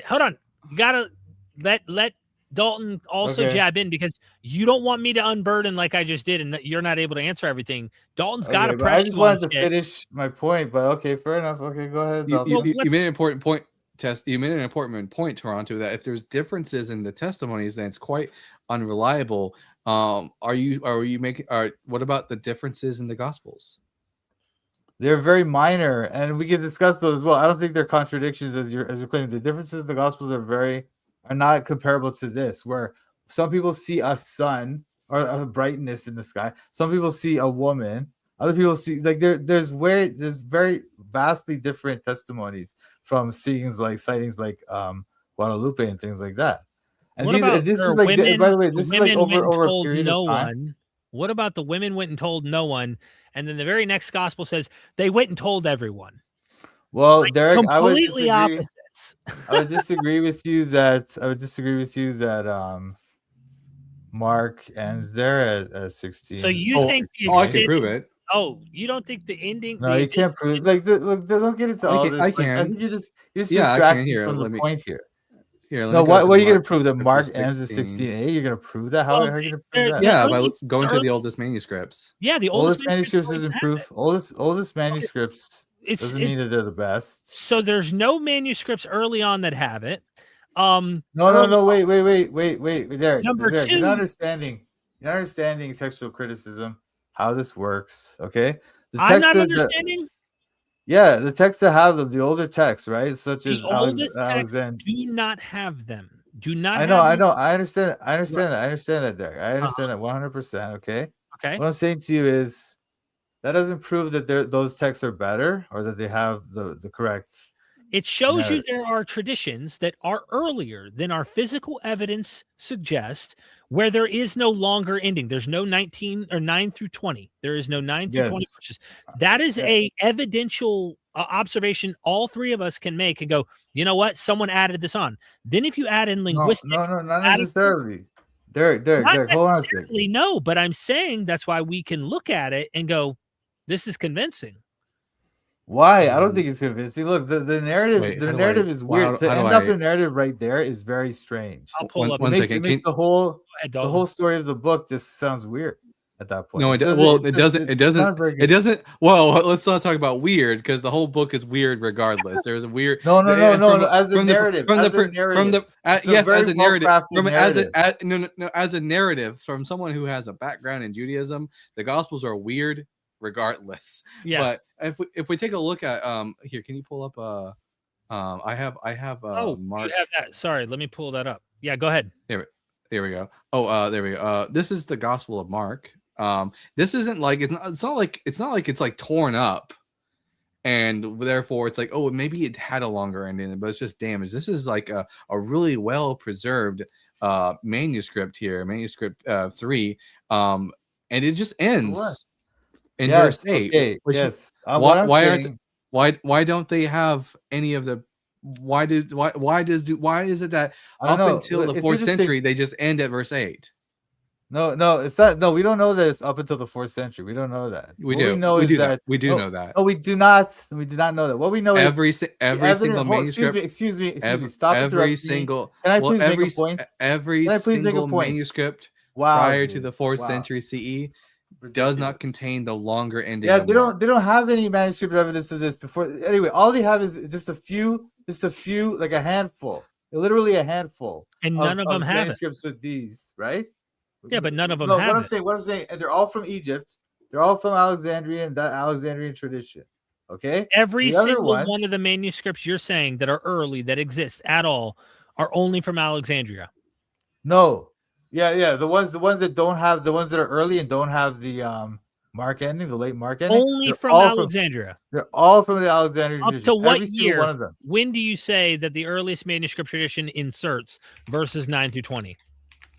And this isn't I even. think no. looking at I text. think 9 through 20. I think 9 through 20 is original, right? But what I think is that the Byzantine tradition, right? Why would they which remove preserved it? that? Because I don't know what happened over there. Maybe they had low grade qualities. For example, those texts, the text he just showed you, Uh-huh. and the other That was text, high quality. Aleph, That was a high quality Aleph, manuscript that I just showed excuse you. me, Aleph and Sinaiticus are both rife with errors. However, when you look at the Byzantine tradition, right? Those manuscripts, they're like so pristinely copied, Derek. They have errors, of course. The one I just showed you is pristinely copied, and it But- doesn't contain No, the it long isn't. ending. What was that? What was that? Sinaiticus? Was that Sinaiticus? What was it, Let's Bible see. guy? Let's take a What look. was the copy you just showed me? Was it I think Sinaiticus or not? that looked like it could have been, but I'm not sure if it's I'm not sure. If Anyway, but look, I do want to those say Alexandrian ones, man, they're full of errors. They're thousands of errors, dude. Whereas if you look at these Byzantine copies, right? They're pristinely copied. They have some errors. There are no errors in the Byzantine copy. I didn't say that. I did not say that. Do not put words in my mouth. Toronto, real quick, I want to look internally at chapter 16, and I really, if I'd have known this would have come up, I'd have done some brush up on some material here. But at the very beginning of this, in verse 2, very early on the first day of the week, he already gives you the time of the week, right?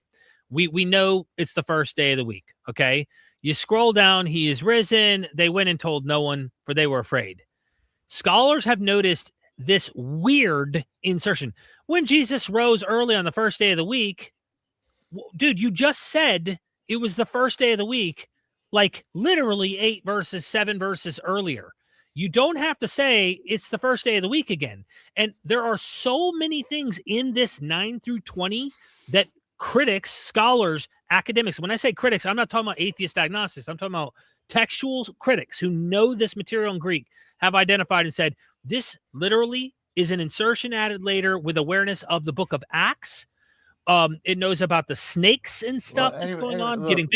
It's not anyways. This is important data because you just said like as if we don't have evidence to really suggest why this was inserted. No. What I'm saying to you, okay, look, even if you don't believe in the final ending, that 6 and 7 there, that ending, or 6, 7, and 8 there, implies the resurrection. You have the angel there saying that he's going to rise, that he's risen, etc. Right? Of course, it's saying his body's out of the tomb. This is Mark, not Paul. What he was saying earlier was that we're dealing with Pauline theology, which we don't know, and I don't really care at the end of the day if the body is understood to be physical or not physical in Paul. Personally, I'm just telling you my honest opinion. I do know that Steve Mason, James Tabor, other academics, brilliant, do think it's a pneumatic body. They do not think it's a physical body. They do think it's a transformed body. And so much so that even James Tabor thinks that the corpse could have been there and they would have still believed he rose from the dead because it was pneumatic, not about the flesh. However, Mark does have a body missing from the tomb. And so, yes, it's implied that he has an apotheosis. He has been taken up. He has gone up in some way, shape, or form. The fact that his body's missing in the Gospel of Mark. We don't read this material and walk away going, yeah, I'm convinced of it the same way I would read Apollonius or any other mythic claim. We were talking about earlier with Romulus ascending to heaven and an eyewitness who swears that they were actually visited by Romulus after he had gone up to heaven. I'm not moved by it. I get why Christians believe, but I feel like that you're doing apologetics for your I'm not. belief. Well, I mean, you always say that. You always try to like mind read me, dude. Well, I'm not trying to mind read you. I think it's important to make the point though, because you didn't. No, why is that important? I'm not mind reading. I'm not trying to mind read you. I'm just saying your evidence is not the strong. Okay, let me still man you then. Let me ask you then. Did you become a Christian because you just sat down and actually went, you know what? The empirical evidence seems to suggest this. You didn't have an emotional experience in a confirming your belief in Jesus? Well, actually, my journey to Christianity was fairly like logical. It was based on a logical assessment. You just of evidence. Studied the Bible and that no experience. No, I didn't study the Bible. What I did was I was studying like science and why I don't believe science. I understand science certainly contradicts the Bible as it is right now, but yeah, because the earth's not I would say that, for example, when we look at like metaphysics and the origin of everything, or the reason why there is a universe at all, the science has nothing to say, and that a necessary being seems to explain it better than science. And so, but the Bible, excuse me, can I just, but the science does contradict the Bible on the shape of the earth, correct? Of course, yeah, of course. That's not the point, though. No, well, the Bible doesn't really say the Earth is flat either. You know, it doesn't. Really it have. Yeah, it does. Yeah, it does. No, it doesn't. It does. So you're gonna go to the. Anyway, the Bible doesn't make. Anyway, that's ridiculous. We keep moving every changing time. the subject. Yeah, no, I'm not. Look, I was trying to respond to your question. I was trying to respond to your question, and this guy keeps interrupting me. Yeah, well, right? I'm interrupting too, and you're interrupting too. We're all interrupting, but here's we're all the deal. Interrupting, but look, I'm reading your mind. You're claiming he's interrupting, but you're interrupting too. Come on. So everybody's guilty. Everybody's guilty. Now let's get somewhere with this. Why should me and Dalton become Christians? Yeah, because I'm trying to say, like, what you're trying to do when I'm trying to point out this like body of evidence.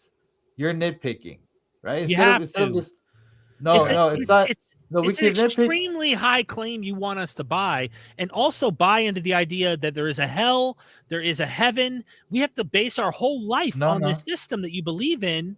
That's a high standard. That if I said to you today, Toronto, I want you to believe this, and you go, well, what's the evidence? And I go, but before I give you the evidence, here's what you're going to have to do. You need to live your life like this. You need to change this kind of behavior. You need to in order to be this person, right? It's going to change all these things about your life. It's going to be a life-altering worldview I'm about to give you.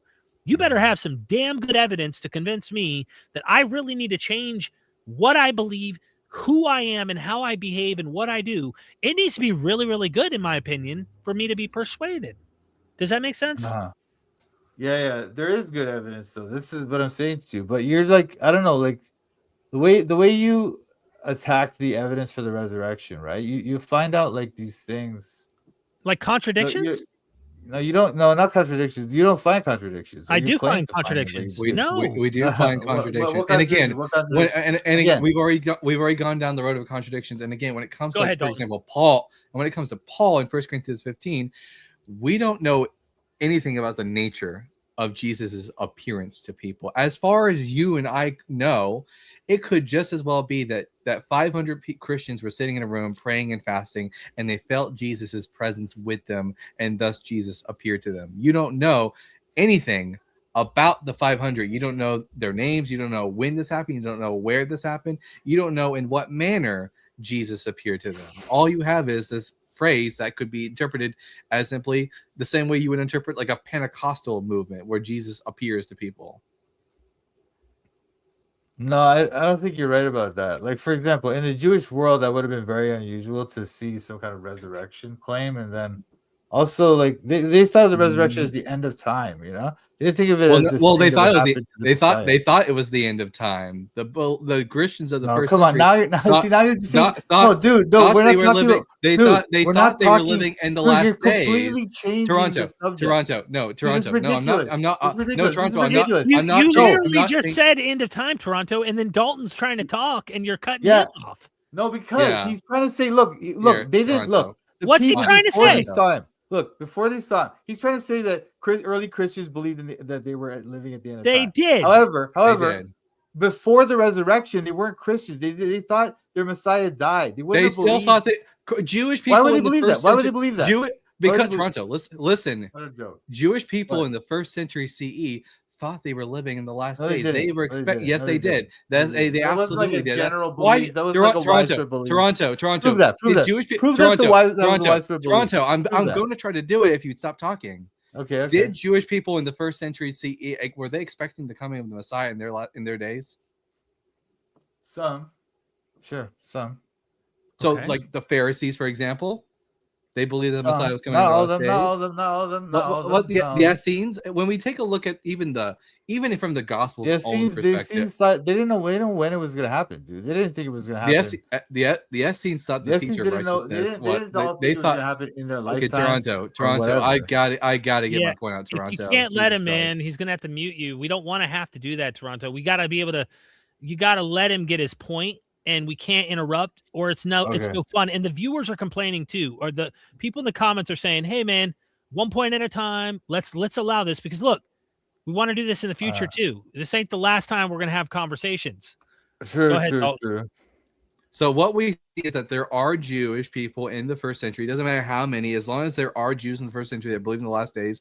Early Christians, prior to becoming Christian, could have just belonged to that kind of sect of Judaism. Even from the Gospels, they're expecting the Messiah to come. They see John the Baptist and they ask, "Are you the Messiah?" They're expecting a Messiah to come. Judas the Galilean, people thought maybe he was the Messiah. That's why he did what he did. So Jesus, his followers think he's the Messiah.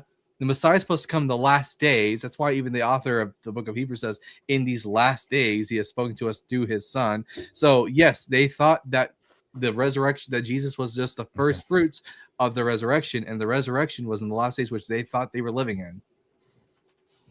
Okay, I don't know. This is way off the topic, but the fact is, if they thought he died, they did not think he was the Messiah. They would not have had this idea of the Messiah is coming back at the end of the days are here, you know?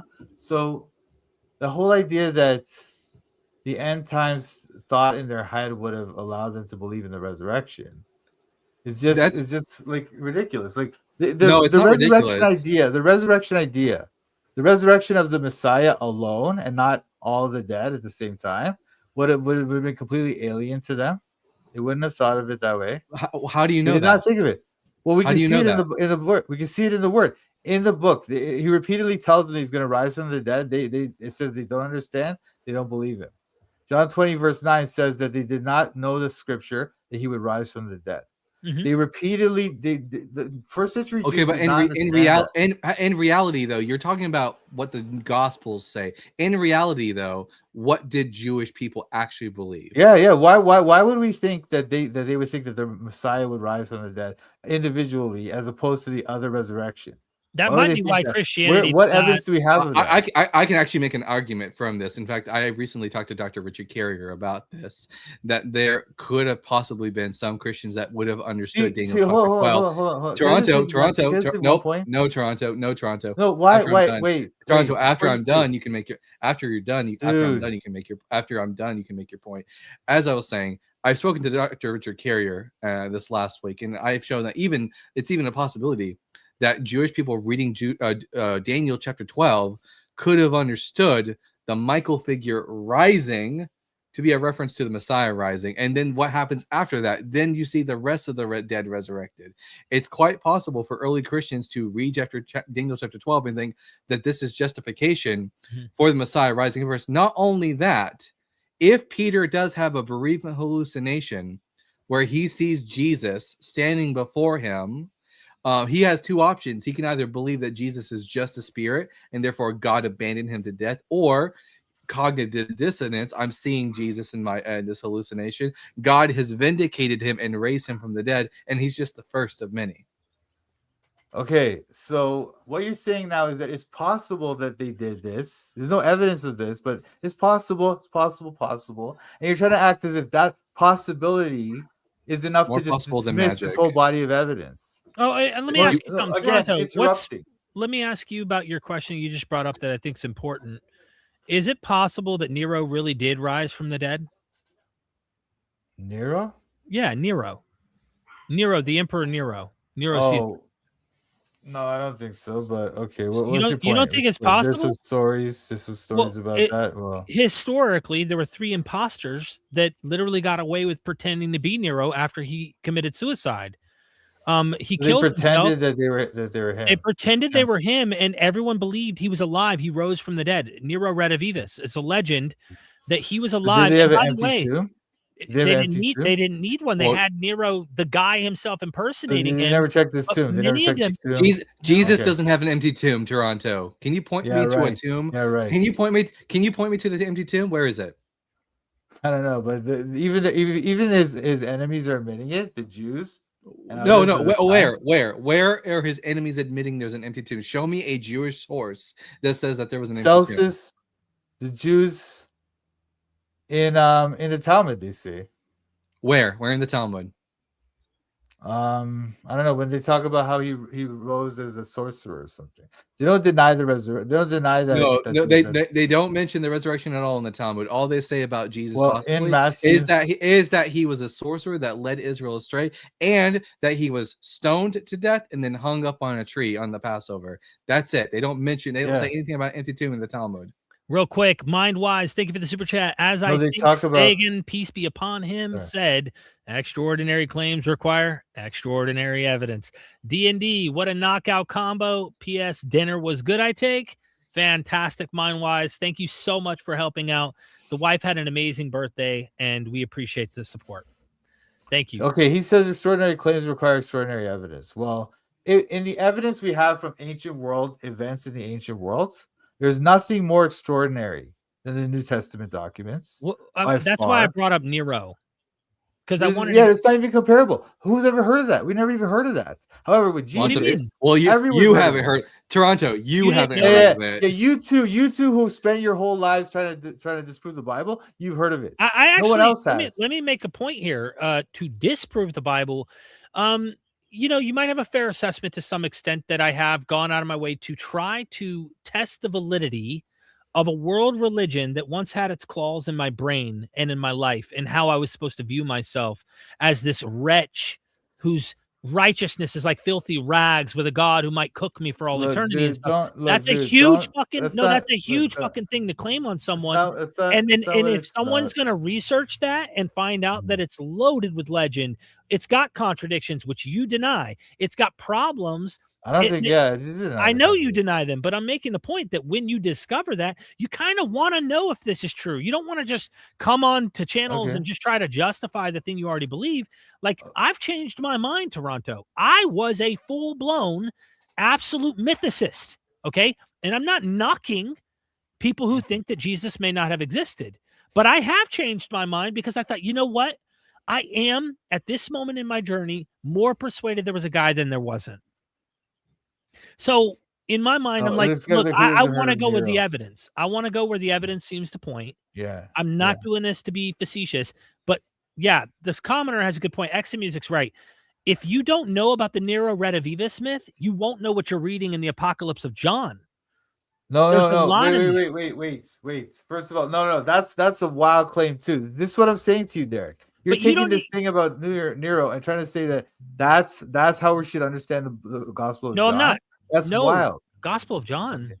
I mean the resurrection. No, I'm talking about the Apocalypse of John. Yeah. There are with the beast, literally the beast himself. Yeah. No, I get that. I get that whole argument. But that what you're saying, you didn't even know about Nero though. You're going from the idea that he rose from the dead. I know who Nero was.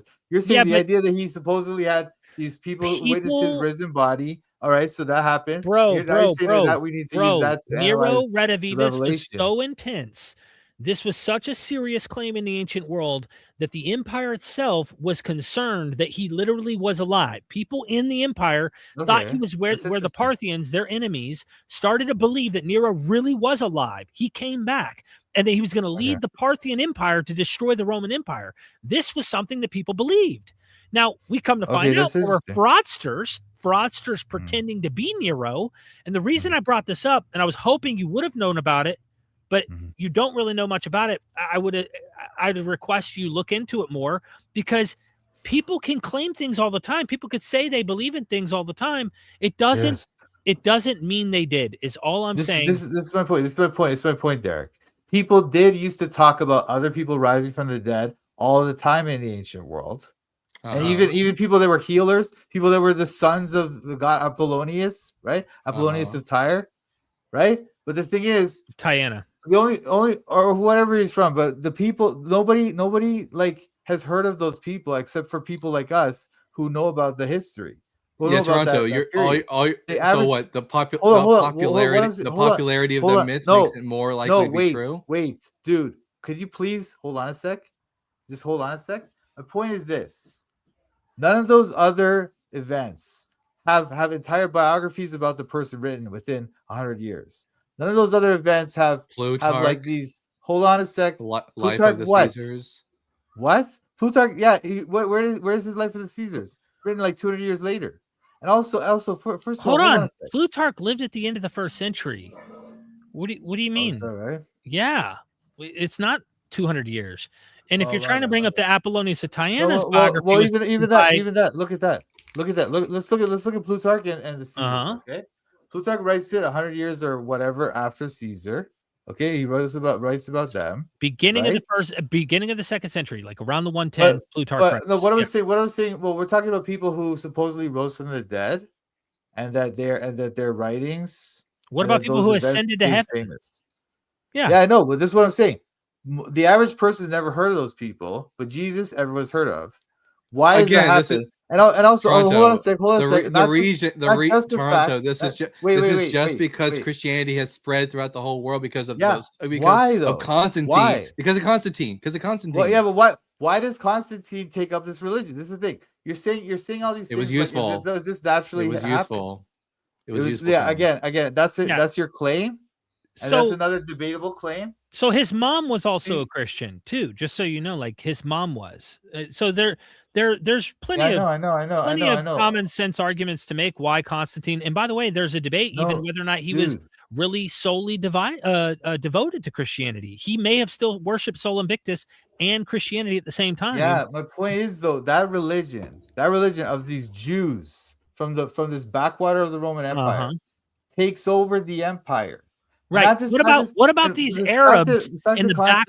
What about these Arabs in the backwater of Mecca, who take over the world within a century? Yeah. Like again, they're using the Christian mythos. They're basing it on that. The Christians are using the Jewish, and the Jewish are using the Mesopotamian mythos. I mean, but the Jews were like nothing. That's the thing. They were like this small little neither group were the there. Canaanites, but the Canaanites borrowed from Christians. No, wait, no. That's a whole other argument, dude. No, that's a fact. Literally, Yahweh. No, dude, come on, man. Now you're just Isaiah 27. Have you read the ball cycle? Look, I don't think it's borrowing. I think what they're doing is they're kind of like responding. Borrowing and reworking it is borrowing. I don't know. No, that's not the same thing, man. They're kind of like trying to polemicize against the right. You can't do that without using that prior work. You can't polemicize the material. Yeah, but that's not. It's not all. Yeah, but also, dude, it's not all. Yeah, but dependent, imagine the whole book of Isaiah. You're trying to say this one little section means that the book is dependent on the Canaanite religion. Oh no, there's lots of reasons to believe that. There's lots. Here, you guys don't understand how weak your arguments are. Like, okay, I'm Toronto. What I'm the getting hell? so tired of the over talking. Come on. So there are tons of reasons for us to believe that the Israelites were just another group of Canaanites. So far, all we've got in this conversation is you believe in the resurrection because of the Gospels. Now, we have good reasons to think that the Gospels are mythic in nature. When they contradict each other they can't even agree on what day Jesus was crucified on. Then you have Paul's testimony. All that Paul says is that people appeared to him. Nothing about an empty tomb. It doesn't even corroborate with what the Gospels say. Is this really the best you have? And also the popularity of Christianity. Do you think that this is the best you have for why we should become Christians? Oh, sorry. Let me ask you guys this: what would convince you guys that you're wrong about all your claims about the NT? Different evidence than what we have right now. I would Different be evidence. What is that? What does that mean, Derek? like What does I that would mean? like It's not our better job to evidence. figure out. It's not our job to do your homework. It's your job to figure No, out. no, no. how You to should figure it have out. some kind of falsifiability. I do. No, I I do. don't. I have something I would What like do to you say. mean? What do you mean you don't? Let, What is your- let me Go ahead, let me go ahead, let go ahead. Dalton may have been wanting to say something that wasn't necessarily the conclusion you're probably about to draw. Here's the deal. I read the Gospels. If a son asks his father for some bread, will he give him a stone? Right? When you pray and ask Abba, Father in heaven, and you're asking for him to really do something, and it doesn't happen, and he's silent, you might ask, is he there? Okay, basic stuff like that. And when you read the stories of him countlessly involving himself in the natural world, not in the invisible outside space and time place that Christians have made him hide, because he's not here for us to see, test, observe, and actually experience in that way. You can experience them if you want inside in religious experience context. But he has actively, according to the revelation of these texts, inserted himself into human history in ways that he could easily do right now to falsify me and Dalton, and we would be forced to change our minds about this. And when we go, well, why doesn't he do that? Just all he'd have to do is do that. And you go, well, that's the mind of God. God has different plans. You don't want it to be true, whatever excuse it might be. And it's like, dude, there have been many situations in the Bible where non-believers are present, people who are not the believer of the God of Israel. The God of Israel has stepped in and done things. And it's really easy to change my mind. Like right now, something could happen right here behind the pool in my mother-in-law's house right now. She could be right here, right now on camera. And guess what? Man. I promise you, I would out-Christian you any day of the week if this shit was real and it happened and there was some way that it happened. I'd be like, no, Toronto, we got to make this serious, okay? I know. I'll tell you this. I'll tell you this, Can I Toronto. just respond Here's an example of what you could do that would absolutely convince me of the veracity of Christianity. If you could have 50 individuals who documented have an illness, like it's medical documentation proving that they have an illness, and if you had a Christian who was able to pray for all of them and they were all healed, like on the spot, they were healed, Yeah, well, one after the other, that would Christianity doesn't even claim that that's a thing that could happen. The Bible doesn't say that. Did Jesus not do that? Did Jesus did say that. Jesus did say that. No, he did. No, he Jesus said these. Actually, Jesus said these works that I do, you will do. You will do greater works than these. He was talking to the 11. Are you not a disciple of Jesus? It ends He's at the clearly 11. talking to his 11. Huh? It ends at the 11. No, he was talking to the 11 when he said that. When he said that, I know, but are you a cessationist that believes the miracles have stopped? Oh yeah, I am. Yeah, I am. You are okay. No. I'm talking about apostolic miracles, and that has been the position of the church throughout most of human history. No, it hasn't. No. Yes, it has. Yes, it absolutely has. Oh my God. I'm not going to let this fly. As an ex-Catholic, I know for a fact that throughout Catholic history, they have pointed to miracles being performed by saints. This has not been the majority view of Christians throughout history. Okay, can I talk? Can I talk now? And by the way, you can't I'm differentiating this from friendly thing here, Toronto. People can mute if they want. They can mute by paying. We could use the money. Just saying. So if they want to mute, and then Robin, pay up. Pay up, and we can mute TBS. So if you want to pay up, we'll mute them and we'll talk. But Valena, thank you so much for the super chat as well. By stat, if so many people saw him, it's not halluc, and I think they mean hallucination. Just be clear to Valena, no one is making the claim that the 500 simultaneously all hallucinated Jesus. All that's required to meet the requirement of 1 Corinthians 15 verse 6 is for 500 Christians to be gathered together and to simply feel his presence, as the Greek word ophthe has a large semantic range that includes not just visual sight but an inward perception as well. Yeah, anyway. Again, that doesn't really explain 1 Corinthians 15, because doesn't explain why people like James and Paul would even see the risen Jesus. Like, why they're skeptics, right? They're not religious. we observer. don't know what led to Paul having his first in James. We don't know that James Exactly. was a skeptic. We don't. We don't know that James was a skeptic. That's a fact you get from the Gospels, and me and Derek don't necessarily accept the Gospels as being historically accurate. On top of that, when it comes to Paul, we don't Toronto. On top of that, we don't know what sort of events led to Paul having his inward revelation. So we can't make any claim on that. And I would also he add tells to the that, story. just so when you say skeptic, I don't think they were anything like what me and Dalton are necessarily. I think they were already primed. Hold on, let me finish. I think they were already primed to believe in a resurrection, being Jews to begin with, and they were apocalyptic. So hear me out.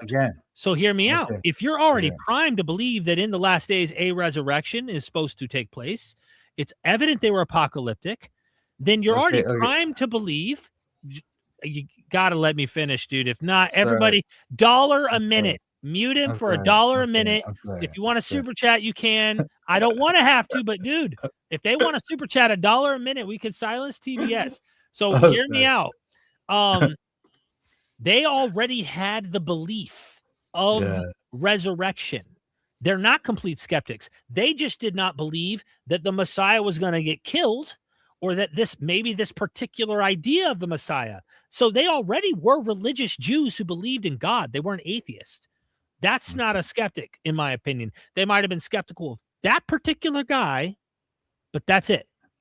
Okay, but they believed in a general resurrection, dude. Not one Messiah being resurrected. They didn't believe in that. Really? Have you read the Talmud? Have you read the Talmud? The Talmud is later, dude. We're not talking about that. We're talking about first century Jews. But does the Talmud not reflect what Jewish people in the Second Temple believe? No. Why would I think that? It doesn't. It doesn't. 2 minutes. You're muted.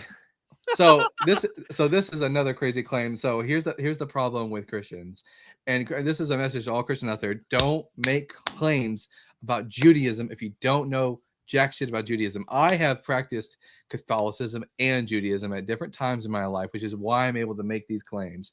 Yes, what we have in the Talmud, they're not just the beliefs about Jews had in the 4th century CE. The Talmud is reflecting beliefs that go back all the way to the 1st century BCE. That's why you have characters like Rabbi Hillel, Rabbi Shammai, in the Talmud.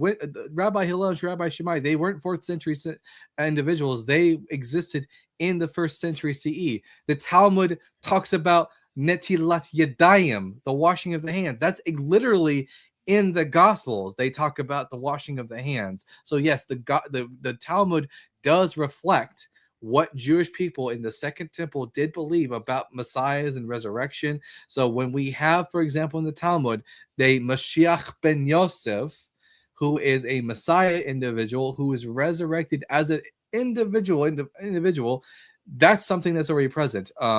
Also, we have Elijah resurrecting an individual person. So there's that. Derek, did you want to say something? Dude, I hope my computer does not cut out on me. We got 47 seconds. I'm just relishing in it just because I appreciate everybody sending in super chats. I think I think, and I've heard this before, that, well, they would have not believed in an individual who resurrected, that they came back from the dead. I would need to brush up on the scholars that I've read on this, who actually point out an interesting overlap between the Greco-Roman world and the Jews at the time. Hellenistic thought has penetrated the Jewish world. And yes, there were individuals who had apotheosis. And in the Jewish context, apotheosis and resurrection often were conflated. So we do have an individual like Moses, who is said in the Old Testament to have died. And then, let me unmute Toronto here. To have died and not be taken up to heaven. But Josephus says he was taken up to heaven. So that's an odd thing, that he gets an ascension to heaven, but he doesn't get that in scripture. Josephus is talking about this. So we really do need to look at the historical background, is all I would say, on how did Jews understand this material in the 1st century? And would it have been odd to have an individual as the first fruits to the general resurrection? I don't know. I don't know how weird or rare that would be. Well, okay, there's a lot of things going on here, but I would just say that, like I say, there was lots of stories about resurrections at the time, but the Jewish concept of it was end times resurrection.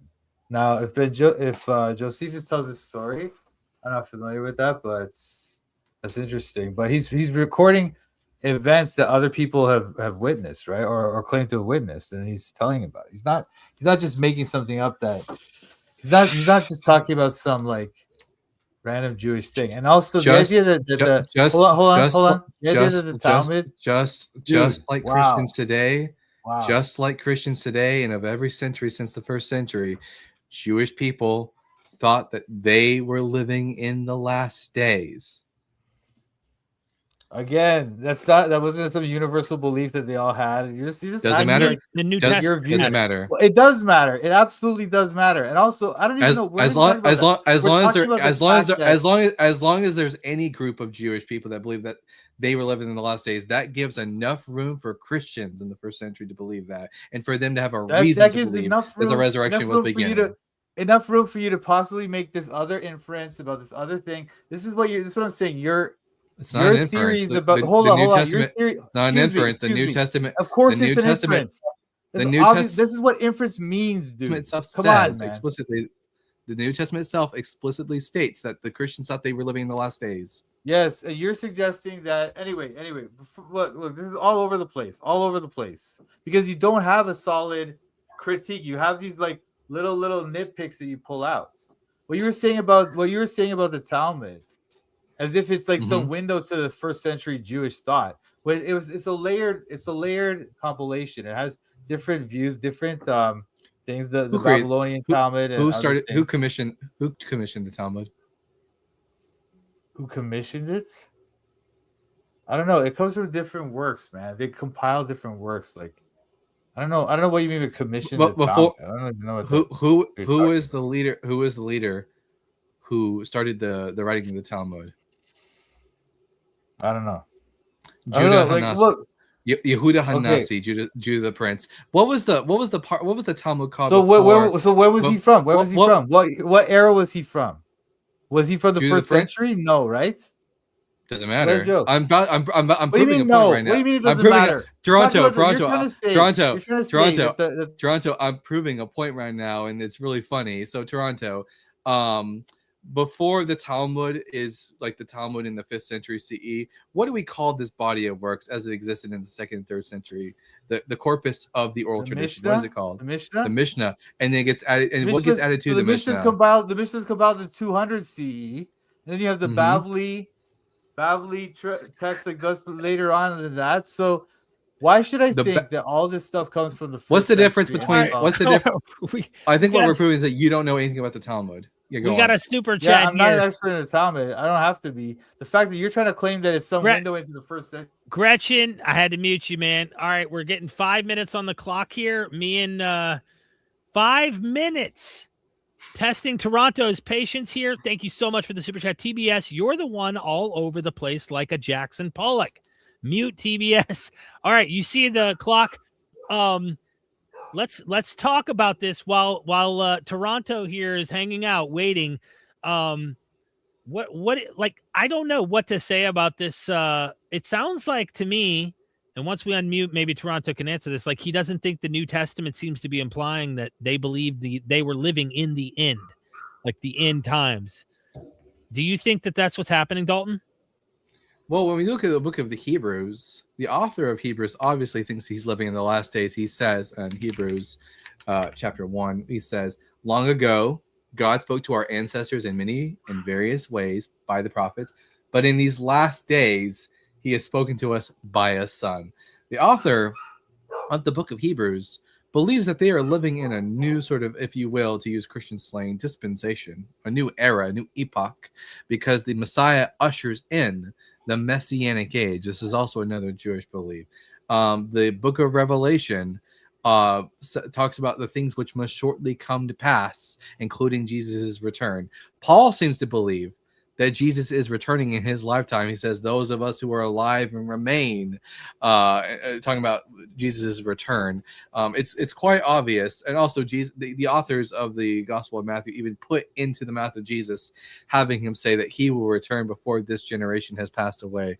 It's quite obvious that we have Jews in the 1st century CE who thought they were living in the last days, and therefore, and also quite clearly from reading the New Testament, that Christians believed that they were living in the last age, and they've thought they've living in the last days ever since then. Every generation thinks that they're living in the last days. By the way, I can see the chat from Toronto's live stream. This is a shameless plug for you, Toronto, for being muted. I'll at least mention you have a YouTube channel. It's Toronto Bible Study. But he has fans in his audience. They're trying to make preterist points. I'm anti-preterist. And then how do these guys have platforms? Atheists can't be this dense. So it's kind of funny that coming from a Christian theological standpoint, they think that this is preterism because historical critical scholars identified that they had apocalyptic, fervent, end times apocalyptic expectations in the 1st century. And the entire New Testament, sure, if full preterist and partial preterist share the language of expectation that is near and soon, okay, then they get that part right. Where they're wrong is that it happened. And that is where we would come in and go, sorry, failed. That's apocalyptic expectation that failed. I just think it's funny to see your fans come in here and try to talk crap about us. Like, I know full preterism and partial preterism. I was both for many years. And once I discovered critical scholarship, I was like, man, why didn't I think this just failed? Why did that not dawn on me the whole time that they just had false expectations like every apocalyptic movement in history? So anyway, we got a minute and 30 to relish in this, Dalton. Anything else you want to? Yeah, and another clear example. Again, I'll give the same example I gave before because it's a clear example. The New Testament, if you read Mark chapter 7, Matthew chapter 15, we see an incident where the Pharisees are up Jesus's ass because he's not washing his hands before they eat. By the way, that's not something in the Torah. That's something that's part of the oral tradition of the Jewish people. And that oral tradition is elucidated in the Talmud. It's called Netilat Yadayim. It's practiced by Orthodox Jews to this day.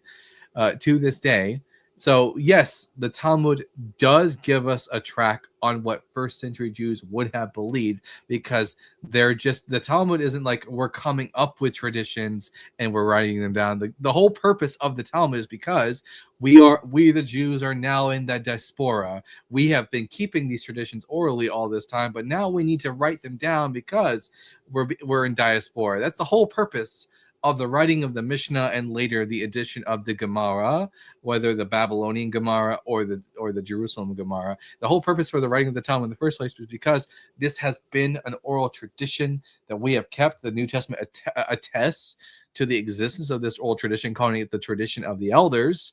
And the Talmud is just finally writing down the discourse.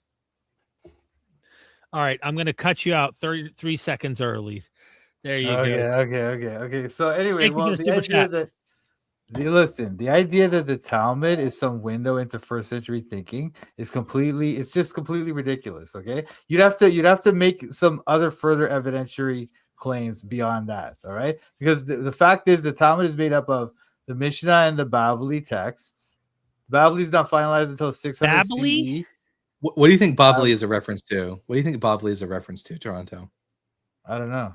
Isn't it all those like different debates they were having? So after the Mishnah is composed, you get you have groups of Jewish people in Palestine who have further commentary on the Mishnah, and then on top of that you have Jews in the region of Babylon who have further commentary on the Mishnah. The Jewish commentary on the Mishnah that's in Palestine is called the Jerusalem Gemara, and the Gemara as it exists in Babylon is called the Babylonian or the Bavli Gemara. When added together, it gives you two different Talmuds: the Jerusalem Talmud and the Talmud Bavli. The only difference between these two is not in the Mishnah. The Mishnah is the same. The difference is in the Gemara, or I guess the plural here would be Gemarot. The Gemarot would be that one is from Palestine, one is from Babylon. But my question to you, whenever it's time for you to become unmuted, is when do you? We have two figures that are mentioned in the Mishnah, and they are debating and doing discourse, and we have stories about them and their teachings. Those two individuals are called Hillel and Shammai. My question for you, when you unmute yourself, when you get unmuted, is when do you think that Shammai and Hillel lived? Because we do have their stories, we do have their teachings. In fact, one of the teachings that's quite popular from Hillel is the teaching that you shall love the Lord your God with all your heart, mind, soul, and strength, and you shall love your neighbor as yourself. These two teachings summarize the Torah, and the rest is commentary. Go and do it. So the question will be, when do you think these two individuals, Hillel and Shammai, lived? And I'm not going to distract from that question. I'm just going to say there's 18 seconds. I want to say thank you to all you out there super chatting and muting TBS when he's spewing BS. Okay, once you start talking, I'm not going to interrupt you, TBS. But if you want to mute, you can. $1 a minute. Taco gave me this idea. Okay. Oh, you're unmuted. Damn it. Okay. I'm not I'm muted, right? Okay. Go So ahead, Hillel is like, thank you, is Alan, like for the super 110. chat, by the way. Hillel's like 100 years after 100 years CE Common Era, and Shammai would have been around then, or maybe around 50 to 60 years Common Era. So You mean before Jesus.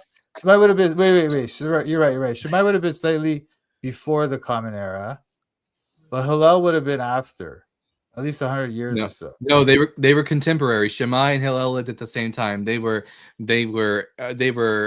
competing schools of thought in Judaism, and they both lived before their schools are already established by the time you get to the Jesus era.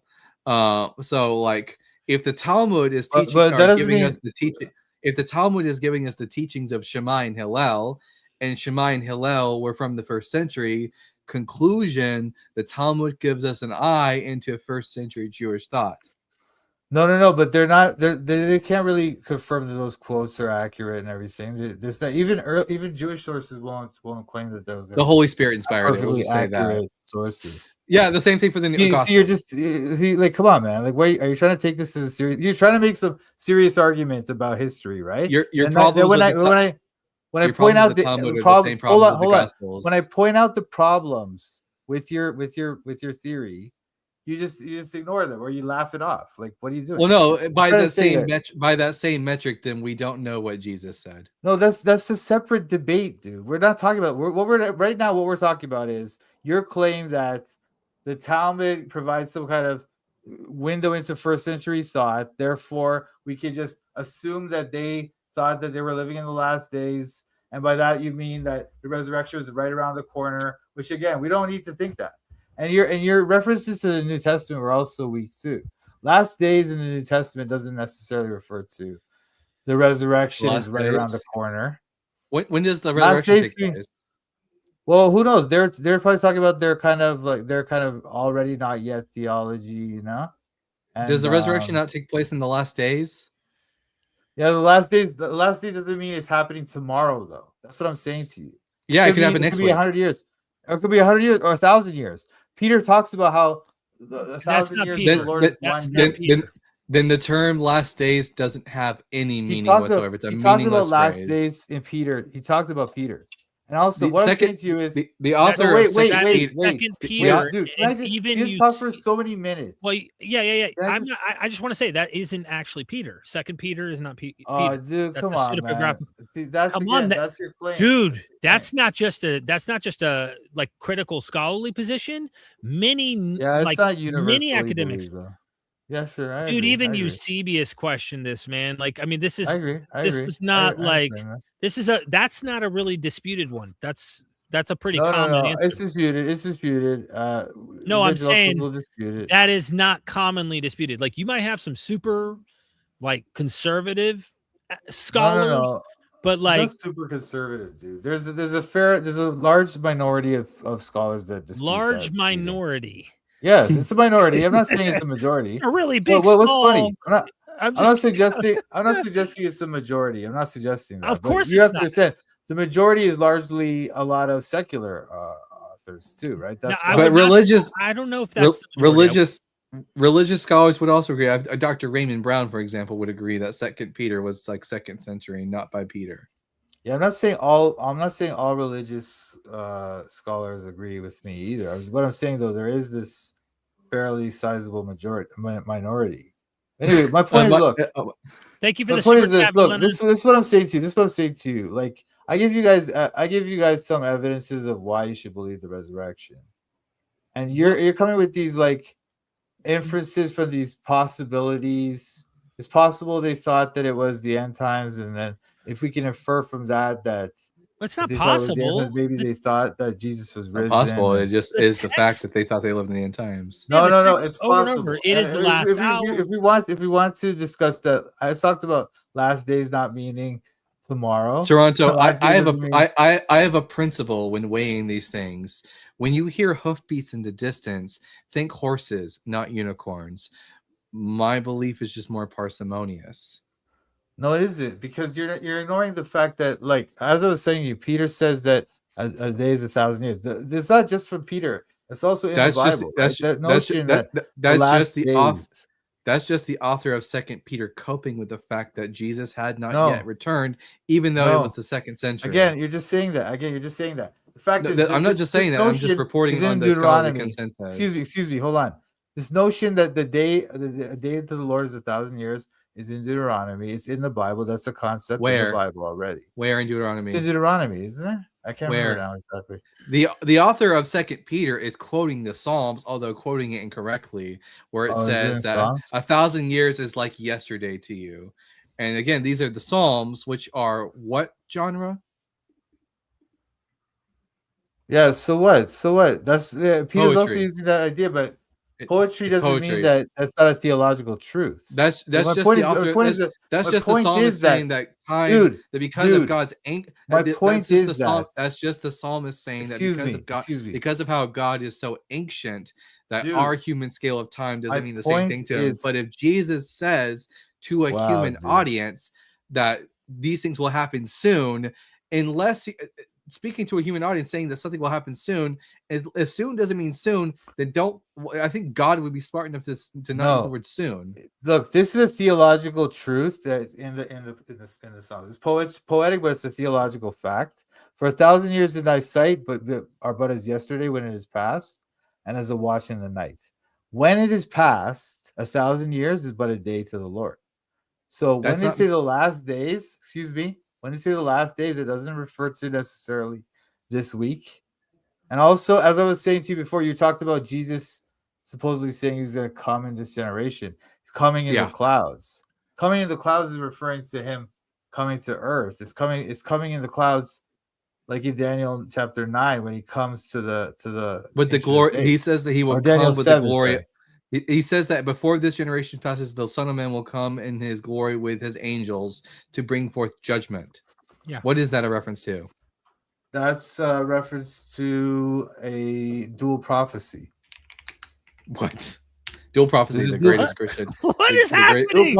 Dual prophecy is a thing in the Bible, man. It's not. Well, it's not. I mean, it's a way for Christians to cope with the fact that the Bible doesn't say what it really says. You know, dual prophecy is a way of getting around the fact that the Hebrew Bible doesn't prophesy Jesus. But for the Son of Man, dual prophecy is clearly a thing in the Bible. Clearly, it's I know it's a thing in Christian theology to cope. It's a thing in the Old Testament. Jews knew about it. Matthew chapter 16 verse 27. For the Son of Man is again, stop making claims about what Jewish people know. For the Son of Man is to come with his angels in the glory of his Father, and they will repay everyone for what has been done. What is that a reference to? The end times. But that's what I'm saying. There's a dual prophecy happening. No, it's not. Jesus is just saying that he is going to return and repay judgment against all of the. No, you're just ignoring my argument. You're just like denying it based on nothing. No, you need Based to on give no me a good. reason. You need to give me a good reason to believe that there's dual prophecy. Here. I did. There's dual prophecy in the Bible, even in the OT. I The don't. Jews knew about it. Give me a good reason to think that dual prophecy is a valid mechanism for reading the Bible. Yeah, because for example, the day of the Lord concepts appears in the Bible all the time. But even Jews understood that it's also referring to this end times concept. And even Second Temple Jews would often talk about how like their idea of receiving the land back and stuff was really an end times concept, right? So the concept where's of the dual prophecy where's the dual nature though? All I'm getting from that is that in the Hebrew Bible, it talks about the last days where the Jewish people will be gathered in, but there's nothing dual about that. No, because they'll say the day of the Lord, and it's referring to this historical thing. But it's also referring to this end times thing at the same time. That's what I'm talking. No, it's simply referring to the judgment of God in the future. That's it. No.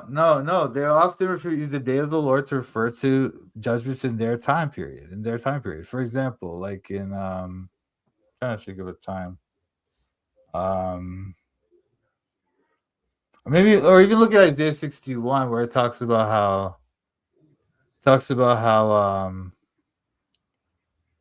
how the judgments, right? about how the prophet, the author of the Trito Isaiah, brings about like freedom to those who are in captivity. That's just about that time period. No, it's about Jesus as well. And also the thing is, Jesus also closes the book. It's not about Jesus. That's just what the author of the Gospel of Luke. Jesus. That's just the author, the claim of the author of the Gospel of Luke. Whenever I see first person pronouns in use, that means that it is the author referring to themselves. No, not necessarily. Like look at Isaiah 49.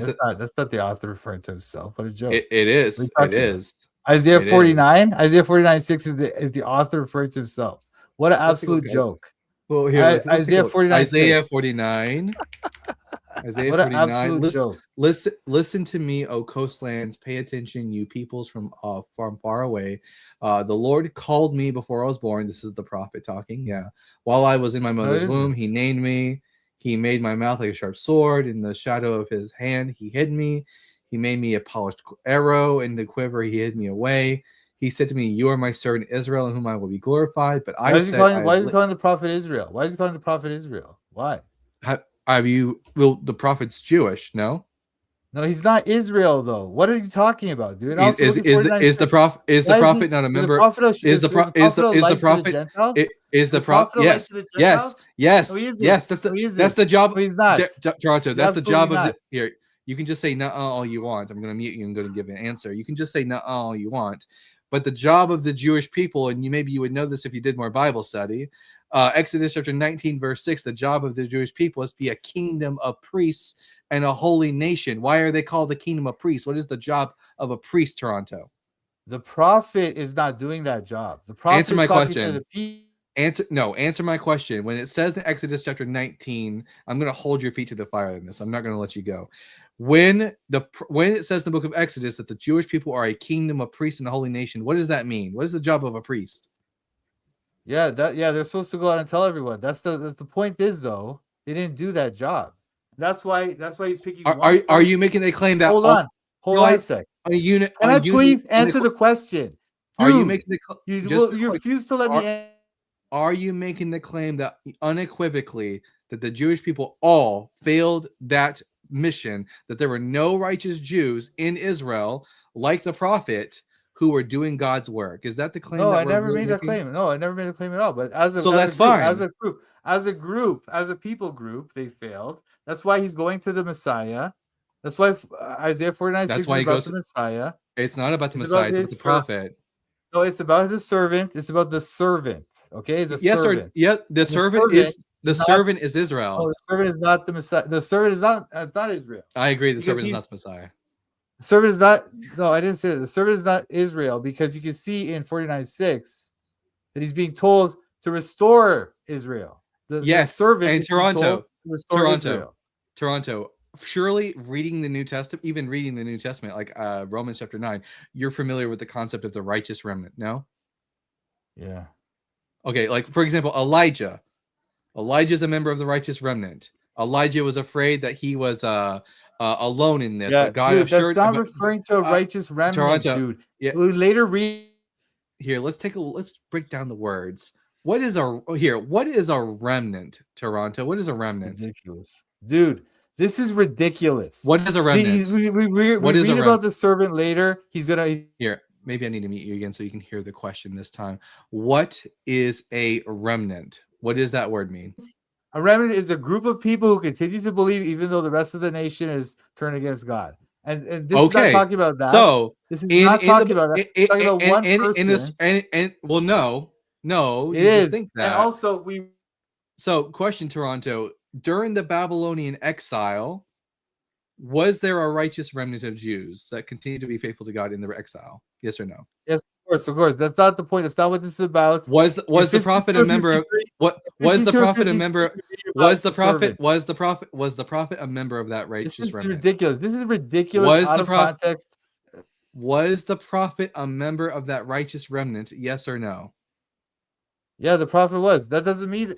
Okay. We read about the servant later in 52 and 53. Yeah, we'll get to that. The servant is going to appear in the future. He's going to grow up.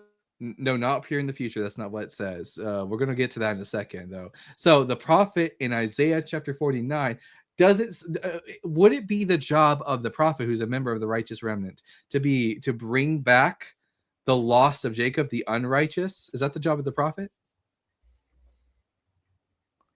The servant is there to. The prophet is there to help the remnants, and he's just talking to them. His job is not to bring back anyone.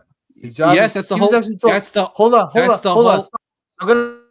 Toronto, that's the whole job of prophets. The whole purpose of a prophet is to proclaim to the people who are walking away from God that you have sinned. You need to return to God and repent of your sin. Is that not correct? Okay. Why does Isaiah 6 say that he should go and close their ears, shut their eyes, and so that they will not hear him? He's going to harden their hearts. Now we're talking about proto Isaiah. Now we're talking about something else. No, that's God's direct instructions to the prophet against what you're saying. To a different prophet. Absolutely against what you're saying. No, to a different prophet. Again, you're just making up. You're inserting your theories Toronto. about the book. You're just asserting your theories that they're true. It's not just a mere theory, Toronto. You're crashing out real hard right now. No, it is an established fact that the author of Deutero Isaiah is a different author from the author of Proto Isaiah. Toronto, the prophet Isaiah. Derek, hold on a sec. This person's trying to make the claim that the prophets all had to. Their whole job was to bring the people back into God's like, I don't know, his role, right? But I mean, in Isaiah chapter 6, it says that no, God is commanding him to harden their hearts, stop their ears, close their eyes, because they will not listen to him. So he's not there to do that. And also, until what? Until what? Until how? No. Until what? Bad exegesis. Yeah, I know. Bad exegesis on your part. The eyes of the people are closed and their ears are stopped. Until what point? Did you read the rest of Isaiah 6?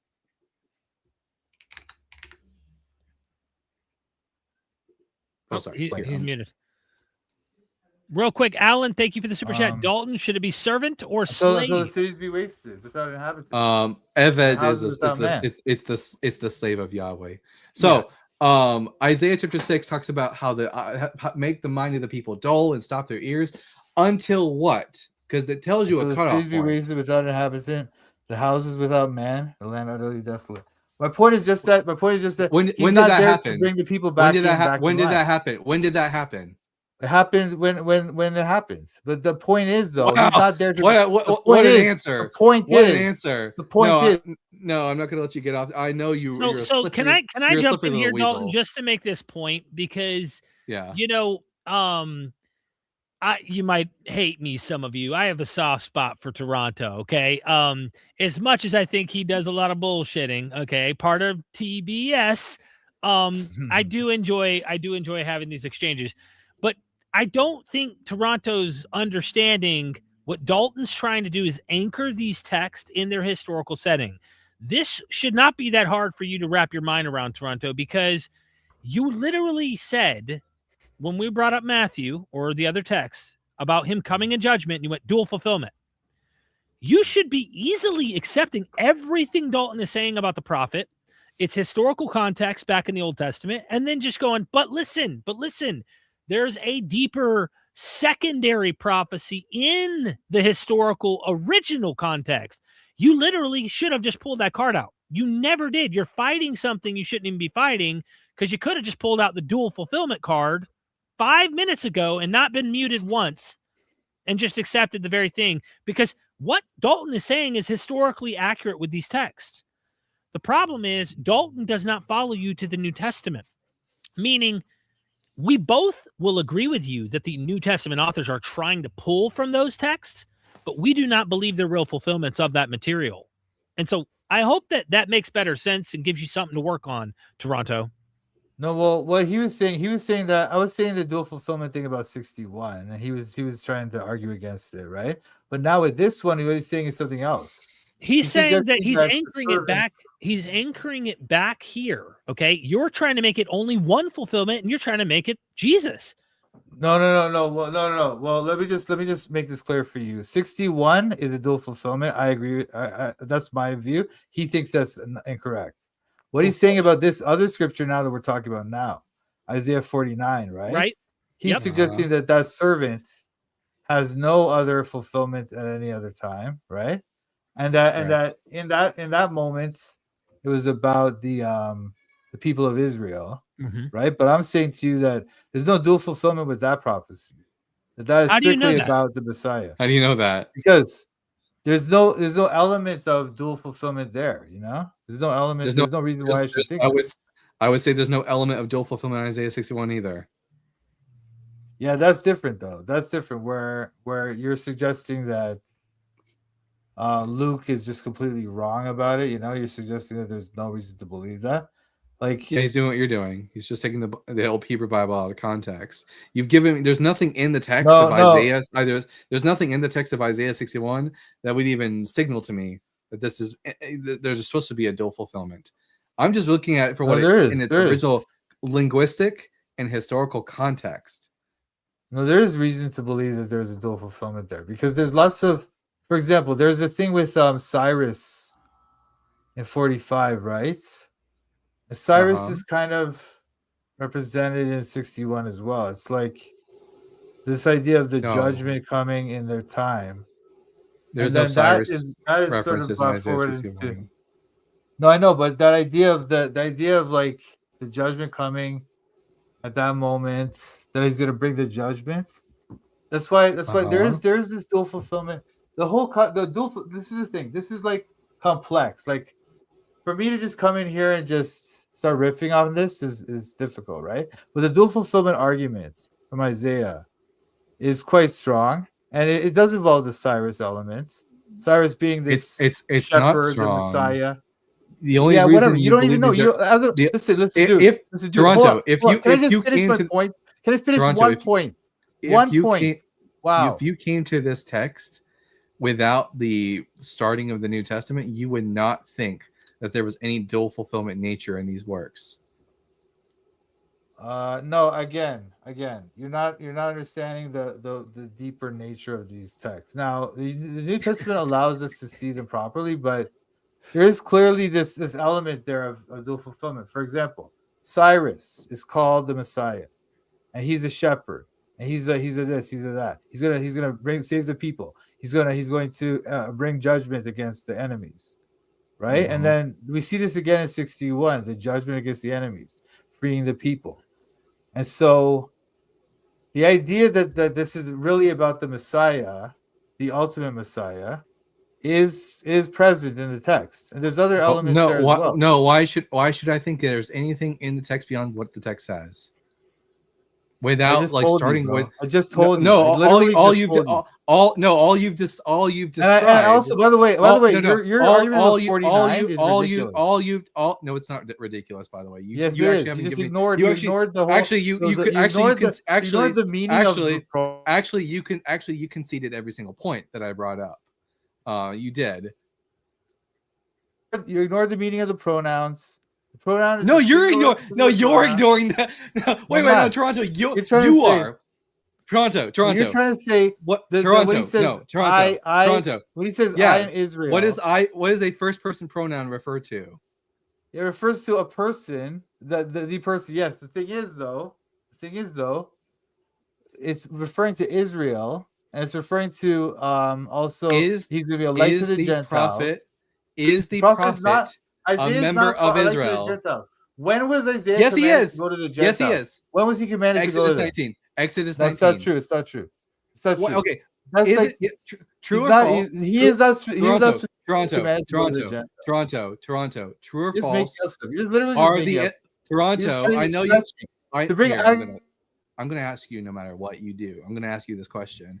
True or false?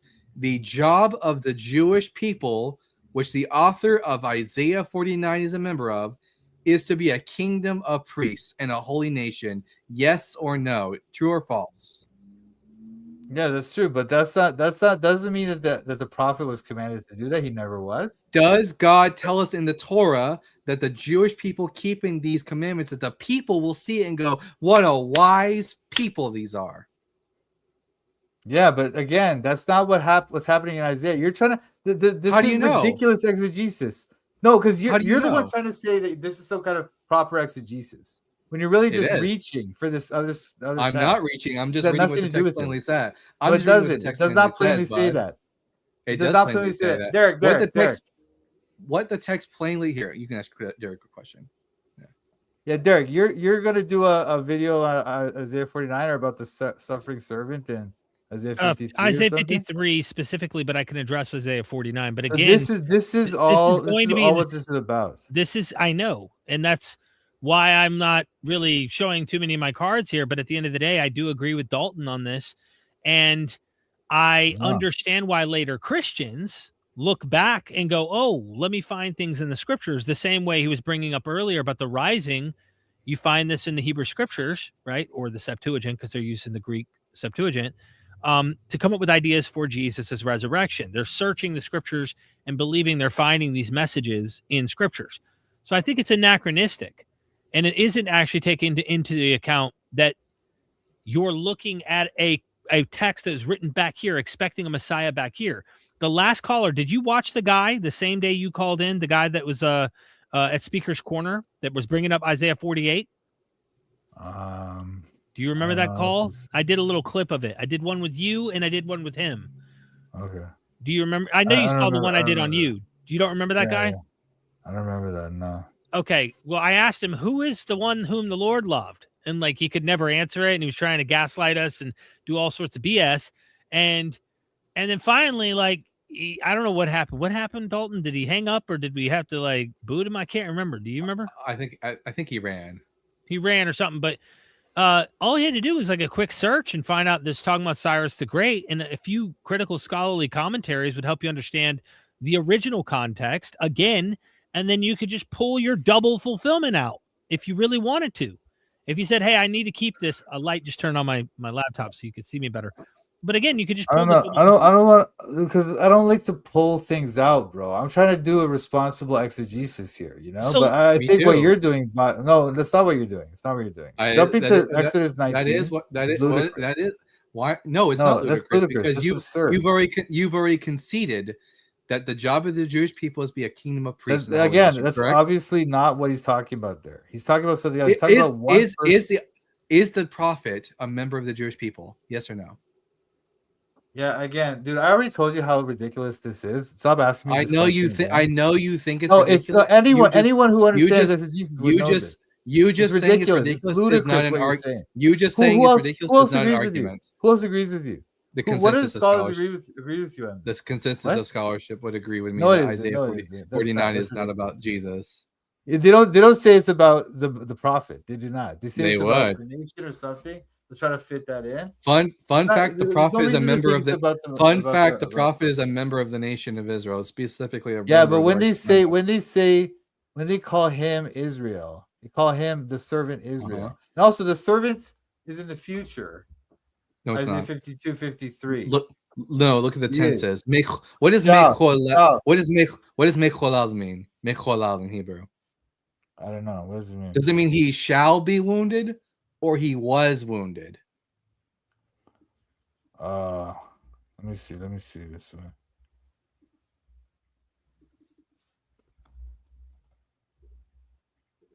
He shall grow up. Well, you know, the thing is, like, sometimes the prophecies have this kind of play with the tenses, right? But they do see he shall grow up. He shall grow up before him as a tender Whoa! plant. What translation are you looking at right now? King James. That King might be the James. problem. Yeah, for he grew up. He grew up like a young plant. Oh yeah. The Well, Hebrew- still, that's just because he grew no, up. no. It already happened. That's also a known fact in Hebrew prophecy that they do that. They play. It's not a known fact. That's an It is apologetic 100% propaganda. a known fact. No, you can 100% a known fact. you prove who to me is Isaiah 53 about? Who's it about? it's the same? It's the righteous remnant of Israel. Same person, same group.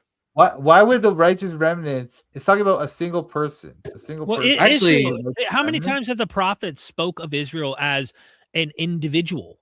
The collective group of Israel is spoken as an individual. He marries her. She is his bride as an individual often, sometimes is identified as a male individually. But there are times where go read Hosea. I mean, literally. So when did this? So okay. So you're saying this happened in the past? Is that what you're saying? Yeah, Yes. the suffering of the So when did this the occur? suffering When did this the occur? stuff When were they in the risen? Babylonian the rising, actually, if you read Ezekiel 37, tells you exactly what that's about. The rising is referring to the corporal raising of the nation. They were in exile in the land of the dead, Oh my and then God. that's why. Does Ezekiel not say that? Does Ezekiel not make that? What's the value? Have you heard of the value of dry bones? Yeah, of course, man. What was But the I value of don't dry think- bones all about? I think it's about the anti-resurrection, but yes, I do believe. Yes, I think you're right that there is a dual prophecy there again. But So even What then, does the text actually knew. say? Hold on. It says that they're going to rise from that. They're going to the bones. That the bones will be having flesh again. They'll rise, right?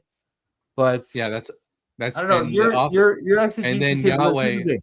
and then Derek. Yahweh explicitly tells Ezekiel that the bones are the nation of Israel who are rising from their exile. Yeah, but no, it doesn't say rising from their exile. What does it say? It doesn't. Where does it say that? Yeah, let me take a look. Rising from their exile. Where does it say that? They're Let's dead see. people. The They're idea is dead. They're literally dead, and they rise from the dead. Where does it say Yeah, about their that's- exile? Anyway. Look. so. Look, And one more this- comment about Derek, Isaiah Derek. 53, though, that I think is worth noting is that there are some scholars who don't take it as the remnant, okay, and they understand it as a historical individual prophet from the past. Now, Okay, but there are mind you, it scholars is who not the understand- majority. That is not the majority. That is a minority scholarly take, but they understand it as someone like Isaiah, someone like one of the kings. It's one of the ancient prophets from the past, and they're not looking to Jesus to explain that answer. Is the point that I'm trying to make here? I know Yeah, that because later they're Christians, Yeah, go ahead. Sorry. No, I'm just saying. I know that later Christians do identify Jesus with this, but I'm making the point that historically, in the original context, when you go to the scholars who are experts in that text, they will tell you, like, hey, there is a dispute here, but it is the majority that thinks this is the righteous remnant. But there are some that think that it's this individual or that individual. And these are historical individual back there, not a future individual. So either way you slice it, you still have to deal with the original intent, original context that seems to be implying something back there. And then again, if you're a Christian and you need, to say, hey, no, this is still Jesus too, then dual fulfillment. You pull your dual fulfillment card out, even though we're not convinced of that idea. I mean, you could still do that if you absolutely must, but you understand where we're trying to. If I was going to open a different book, we're stuck on Isaiah all of a sudden for the past 45 minutes, but like if we went to open up Hosea and you went, nah, bro, that's not talking about the people of Israel. That's not the people of Israel back here. It's talking about Paul, because Paul quotes Hosea in his letters to the Romans when he talks about my people Israel. You're not going to be my people. He's going to regather them. And then at the end of Romans 11, he says, all Israel shall be saved. No, Hosea is actually prophesying Paul's day. And I said, Well, but what about back here with Hosea and Israel? And you go, it's talking about Paul and his mission to the Gentiles. No. I'm just No, making here's a the point, an analogy. I get your point. I get your point. But let me just say this: like, we do have a more nuanced reading than that, right?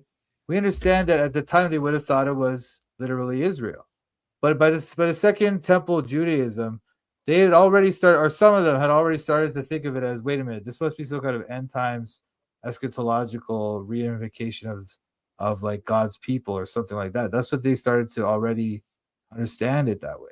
That's why when the Christian understanding of Hosea comes about with Paul's writing and other New Testament writings, it's not something out of the blue. It's something that had already been in Jewish culture at the time. But me and Dalton would still disagree with it either way, is all we're saying, because we do know we agree with you that Jews were doing this already. They were doing Pesher, they were Midrash. There was all sorts of interesting ways they were looking to their scriptures, and even this with the teacher of righteousness in the Qumran community.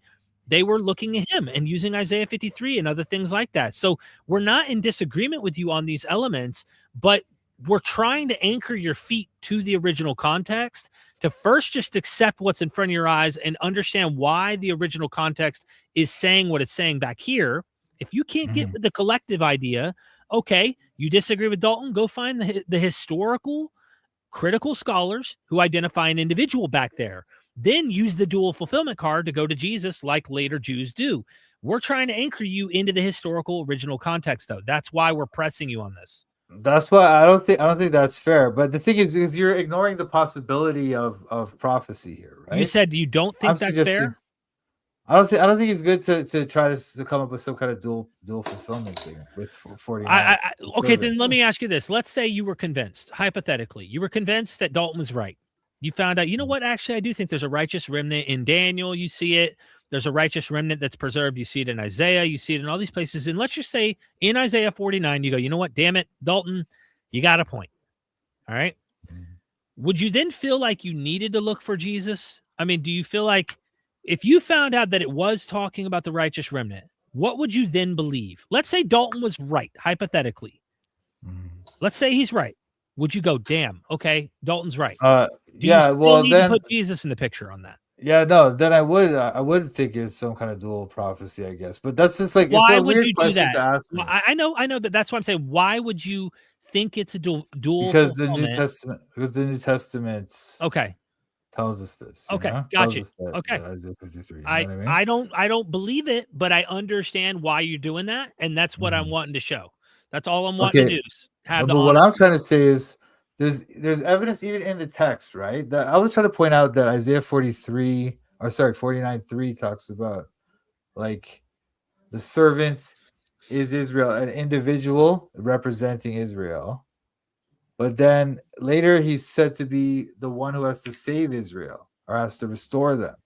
So it's like you can see this one individual is being put into these two roles, right? So that's why I don't think it's the nation. Now he was saying that it's the prophet. I know, I get it. But why I don't think it's the prophet is because the Isaiah 52 and 53 shows us that there's this innocent person suffering for others. Why is Isaiah innocent? Isaiah 53 refers to the suffering servant as a they in the plural at one point in the text. At one point, not at all points. Most points he's an individual. And also it's like, well, wait a minute. He's innocent. And they are not. So right? so is the righteous remnant. The righteous remnant are innocent. Yeah. No, they're not. They're not innocent. Yes, they are. Why would I think that? They haven't bent the knee to, they're like, it's like the righteous remnant in Elijah's day. Were they guilty of idol worship? Yeah, but they're still not innocent. They still have transgressions. It's a known fact, right? That doesn't matter to a Jewish audience. It doesn't matter if you've committed some sins in the past. As long as you're actively pursuing Yahweh, then you're considered righteous from the eyes of the Hebrew Bible. No. Not in that perfect way like this, like the servant. That's not a requirement from the Hebrew Bible.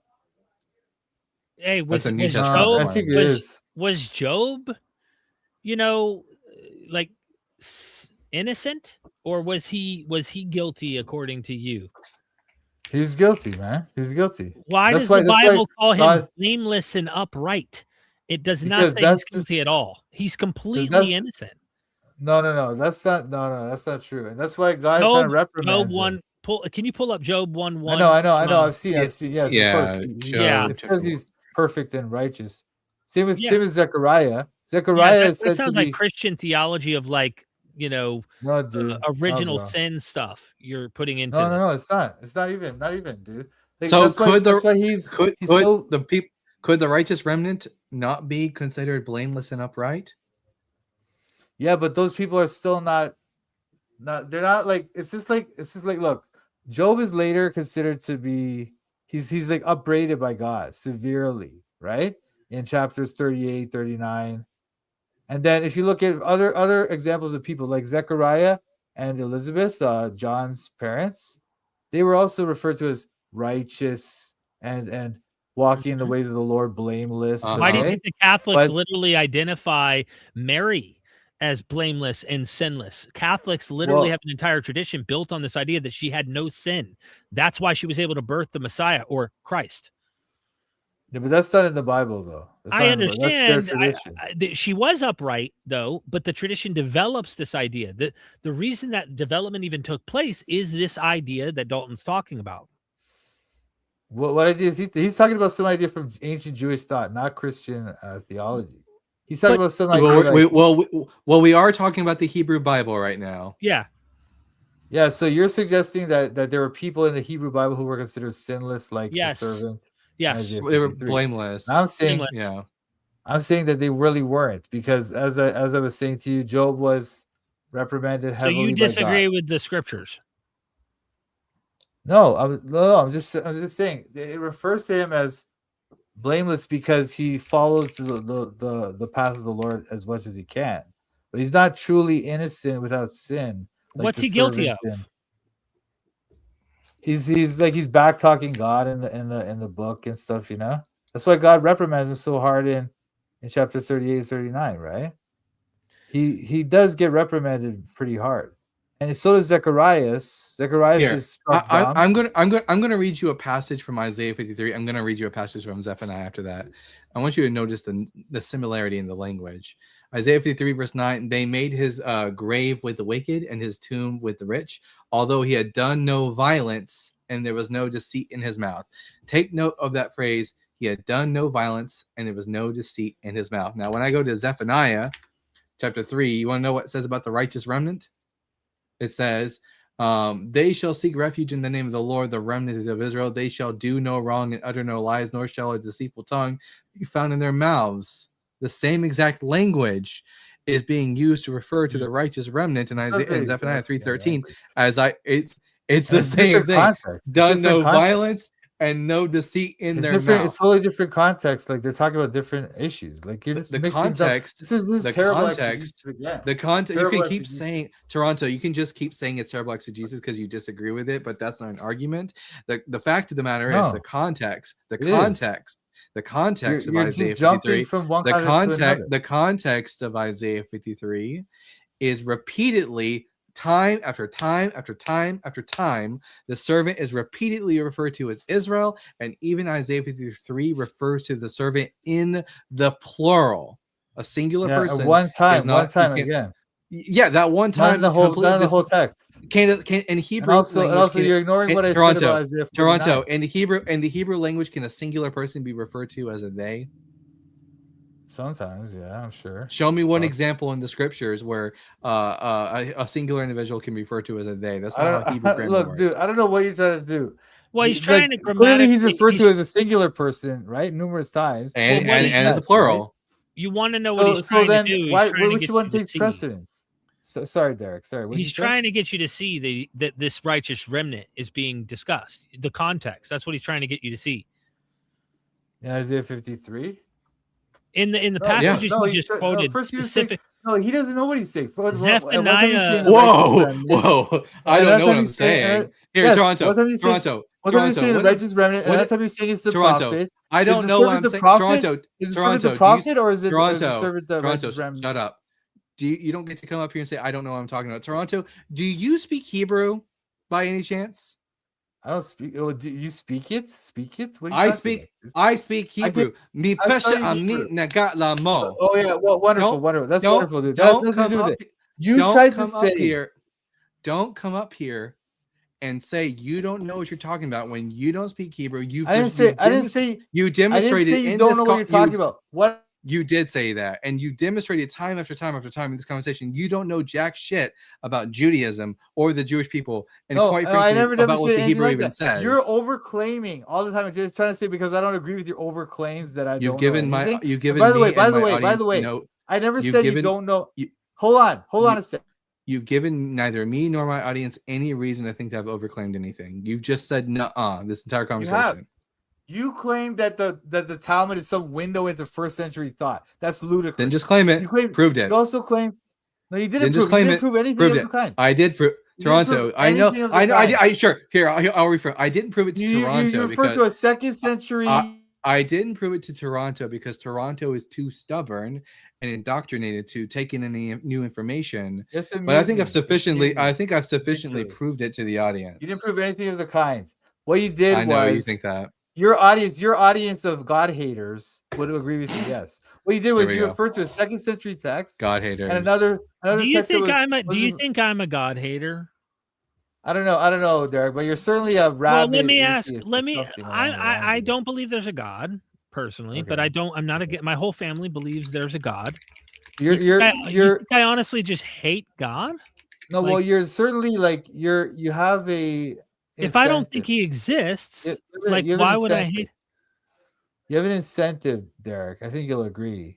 Everyone To has push an a certain incentive. narrative here. My narrative is trying to figure out what the truth is and make the most sense of it. Yeah, so everyone says that, Derek. Everyone says that. Right. Everyone But says that. I don't What know I'm saying why make the comment though that just God haters, like we don't think God No, exists. I wasn't calling you that. I was seeing him in his your audience is. right? Well, I'm part of Dalton's audience as well. Even though we're friends and we have YouTube channels and we collab, I'm part of his audience too. I feel a bit like it's like saying you're a hater of and I say something that you don't believe exists. You're like, come on, don't straw man me. Like there might be some people. Don't get me wrong. I can look at depictions in the Hebrew Bible and see that God and go, F that God. I am not okay. I hate that image of God. I think that image of God is evil and wicked, and I think that's a terrible God if people believe it. I don't think it exists, but yeah, I could hate depictions of a God that is described in literature, especially if it's weaponized in the real world against people, and it is. But I don't hate God. Like if there was a God, I'd want to freaking know. I'm going to be honest. So I would just ask that you retract that last statement or be more nuanced about what statement you're making because things are getting emotional. Okay. You know what I'm saying? Okay. Fair enough. I'll retract that. What I'm getting at though is the idea that Dalton thinks that his audience is convinced, therefore he proved it, is not true. Okay, he didn't prove it. He's referring to a second century. Excuse me. He's referring to a second century text. Excuse me. Is not a valid I like to make my point. I like to make my point before you interrupt me. He always interrupts me because he can't let me make my point because then he would show that he's wrong. He's referring to a second century text and a 6th century text to claim that they have some direct window into first century thought. Toronto, what was my? I want you to steel man my argument for why I think that the Talmud gives us because you were saying that they're quotes from Shemaiah and Hillel, therefore they're first century quotes. Therefore, this is a vision into first century thought. Again, we don't know that they quoted them accurately. We don't know anything about it. We don't know the Gospels quoted. We don't know the Gospels. Again, that's irrelevant to this argument. It's not irrelevant. Your argument was. It's not irrelevant. Your argument. Excuse me. Your argument was you don't hold equal weights and measures. And quite honestly, I'm washing my hands of you at this point. I'm tired of it. Look, Fern Love Bond, thank you for the super chat. Says, what if each interruption is a reduction to TBS's volume by 10%? When he hits mute, he waits on mute until whoever was talking is done. Mute TBS. And then there's another super chat. Robin Webster said, I hate God and Easter Bunny equally. Yeah, I hate God as much as I hate Voldemort. Look, I was making a point about how 2nd century and 6th century texts do not give you a window into the first century thought. And this person brings up the Gospels, how we don't believe the Gospel writers, it's irrelevant to my argument against your claim. Your claim was that these 6th century and 2nd century books give us a window into first century thought because the quotes are accurate. When does Honestly, the we mission? don't know the quotes are accurate. You've already Hold on a no. sec. You've Can I make my already point? said Wow, dude. you've already conceded that the Mishnah, which contains portions from Hillel and Shammai, are from the 2nd century, not the 6th century, the 2nd century. Yeah, and we don't know when those quotes are from, which of those quotes are accurate, how accurate they are. That's a known fact. And the fact that you don't believe the gospel quotes is irrelevant to this argument that I'm making against your claim about the Mishnah and the Talmud. Okay, so that's all I was saying. So bringing that up is irrelevant. That's what I said. It's not irrelevant. This is what you're doing. This is what you guys do. You guys are nitpickers. You're not trying to look at the big body of it. You're not trying to get. Yes, you don't. Yes, you don't like us. You don't. Excuse me. Interrupting again. Interrupting. Yes, I would hate it too if someone was critiquing my worldview on. But guess what? You have an extraordinary claim, and of course, we are going to nitpick and critique your viewpoint. I'm not just going to accept the bullshit you say without nitpicking again, it. Swearing, ridiculous. Now nitpick. I'm fine. We're both nitpick. adults here. We can both swear. What you're doing is you're not allowing a fair and precise analysis. Because as I try to make my points, you interrupt me. You bring up irrelevant subjects. You change the topic. This is how these call-in shows work. This is how this type of argumentation works. But it's not a careful analysis of the evidence. It's switching topics all over the place. That's why we've gone from Isaiah to first century Jews to all this different ground we covered. Real quick, Alan, thank you so much for the super chat. TBS thinks the Hyksos spoke Hebrew. I never said that. This guy's just. I have a literal list of all the wrong things Kurt says. And here, it's a living document. I'll just give you the same energy you've been giving me, Toronto. And that's my argument. No, I never did that. You're just saying that. When I try to explain why 2nd century and 6th century books are not a window into the 1st century, and I explain it with reasons and evidence. You say this guy didn't give us any. This guy didn't give us any reason. He's just being ridiculous. What? Yeah. Okay. I'm just doing anyway. it. That's what you do. That's what you do. You bring up like Exodus 19 which was pertinent. No, it wasn't. It wasn't pertinent. It was. Yes, it's the only reason it wouldn't be pertinent is if the author of 2nd Isaiah wasn't Jewish. No, because that's not what he's talking about. And then again, even there, you're trying to go from it's talking about the prophet to it's talking about the nation. You don't know which one you're talking about. That's what actually no. I do know which one I'm talking about. It's the righteous remnant. And guess what? Fun fact, Toronto. The author of 2nd Isaiah is a member of the righteous remnant. So I know exactly what I'm talking about. No, again, that's ridiculous because he's talking about a single person. He's not talking about a group. He's talking about a single person. Except for in Isaiah 53 where it is a group. In that one instance. Yeah, and you haven't that one instance destroys your argument. And no, it doesn't, because the whole text is talking about a single individual. Why would the servant being referred to as a them? Because that does occur. That does occur in the New Testament. Or you see this, especially in prophecy, you see this kind of like looseness with grammatical rules, pronouns, etc. You see that quite a bit. That's not how grammar works. Not even. Yeah, you absolutely do see that in the prophets. You absolutely do. It's ludicrous to try to claim anything else. You 100% do. 100%. I'm sorry, Toronto. Between the two of us, who here knows how Hebrew actually works between the two of us? I don't know. I've taken 2 years of Hebrew in seminary, so I don't know why you think you're so expert. I don't think you're some super expert in Hebrew. I seem to know it better than you do, which is crazy. Yeah. Okay. The fact that sounds like you wasted your money, bud. It doesn't mean anything. I don't work with the Hebrew that much, but I understand the grammar. You really should. I understand, especially you don't understand the grammar. Show me one valid instance when the plural they is being used to refer to a singular individual. I can't think of one off the top of my head, but that doesn't disprove my argument. Hold on. It does occur that you have this change of grammar, tense, number, and these type of grammatical issues are often switched around. I'm gonna try to look one up, but anyway. Look, my point is, what I came on here, my point was just to show you that there's good reasons to believe Jesus is the Son of God. And I wish we could have heard some of those. Wish we could have heard some of those tonight. You did. But what you did, instead of listening to my evidence, you kept interrupting me and cutting me off and bringing up irrelevant things, changing the topic. If you say 10 wrong things in a row, how am I supposed to remember everything? No, you don't even let me say say a few things. You start interrupting me immediately and just not even letting any kind of argument be set forth. I haven't been. That's obviously not true. Proper argument. This is too much meta. I don't think anyone cares for the meta, but anyway, the pronoun they is used by a singular subject. And Dalton, stop interrupting him right now. I'm kidding. I'm trying to find the thing that he was asking for. But look. Did you find one? No, I'm trying to find one right now. I'm looking it up. Okay. But, we're not going to interrupt you. We're waiting for you to find that example real quick.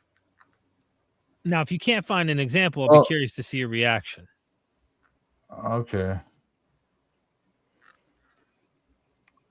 How's everybody in the chat? I hope everybody's having a wonderful evening, maybe, depending on.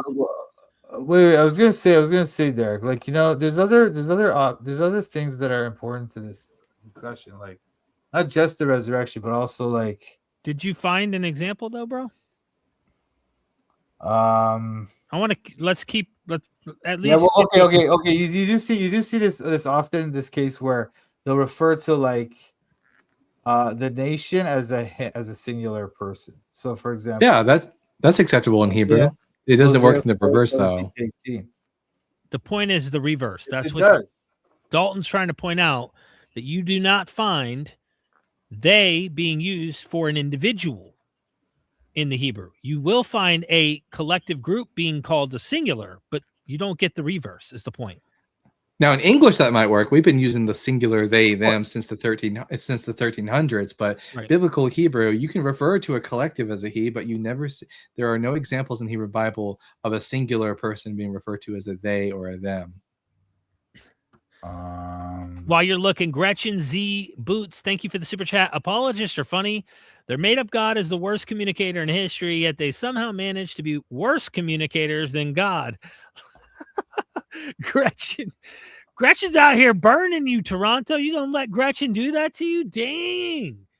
Thank you for the super chat, Gretchen. I want to see which verse from Isaiah 53 is it that they're referred to as 53 verse 8. The last four words of Isaiah 53 verse 8 is Mi pesha ami negat lamo. And lamo means they. Means because of the transgressions. The people, the transgression of the people. Yeah, because of the transgressions of my people, they were afflicted. The one who's suffering and afflicted is a they. Hold on. No, wait.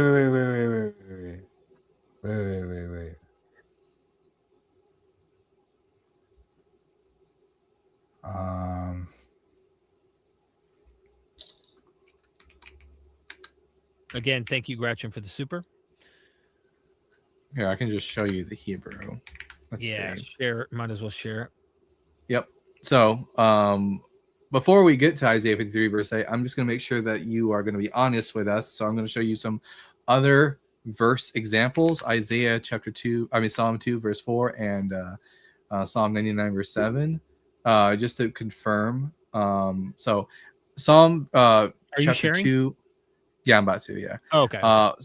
Psalm chapter 2 verse 4 says, Yoshev b'shemayim yitzchach, he who sits in heaven laughs. Adonai yilag lamo, the Lord derides them. You agree that this is what that says? Pardon me, sorry, I was looking at something else. Psalm 2 4 says, he who sits in heaven laughs. the Lord mocks them or derides them. You agree that that's what that means? Yeah, sure. And notice the last word used here. It's the word lamo. Lamo. Lamed mim vav. We go to another example of this in action. Psalm 99 verse 7. But with the Isaiah thing, it's differently. Lamo could be used to refer to a kind of poetic.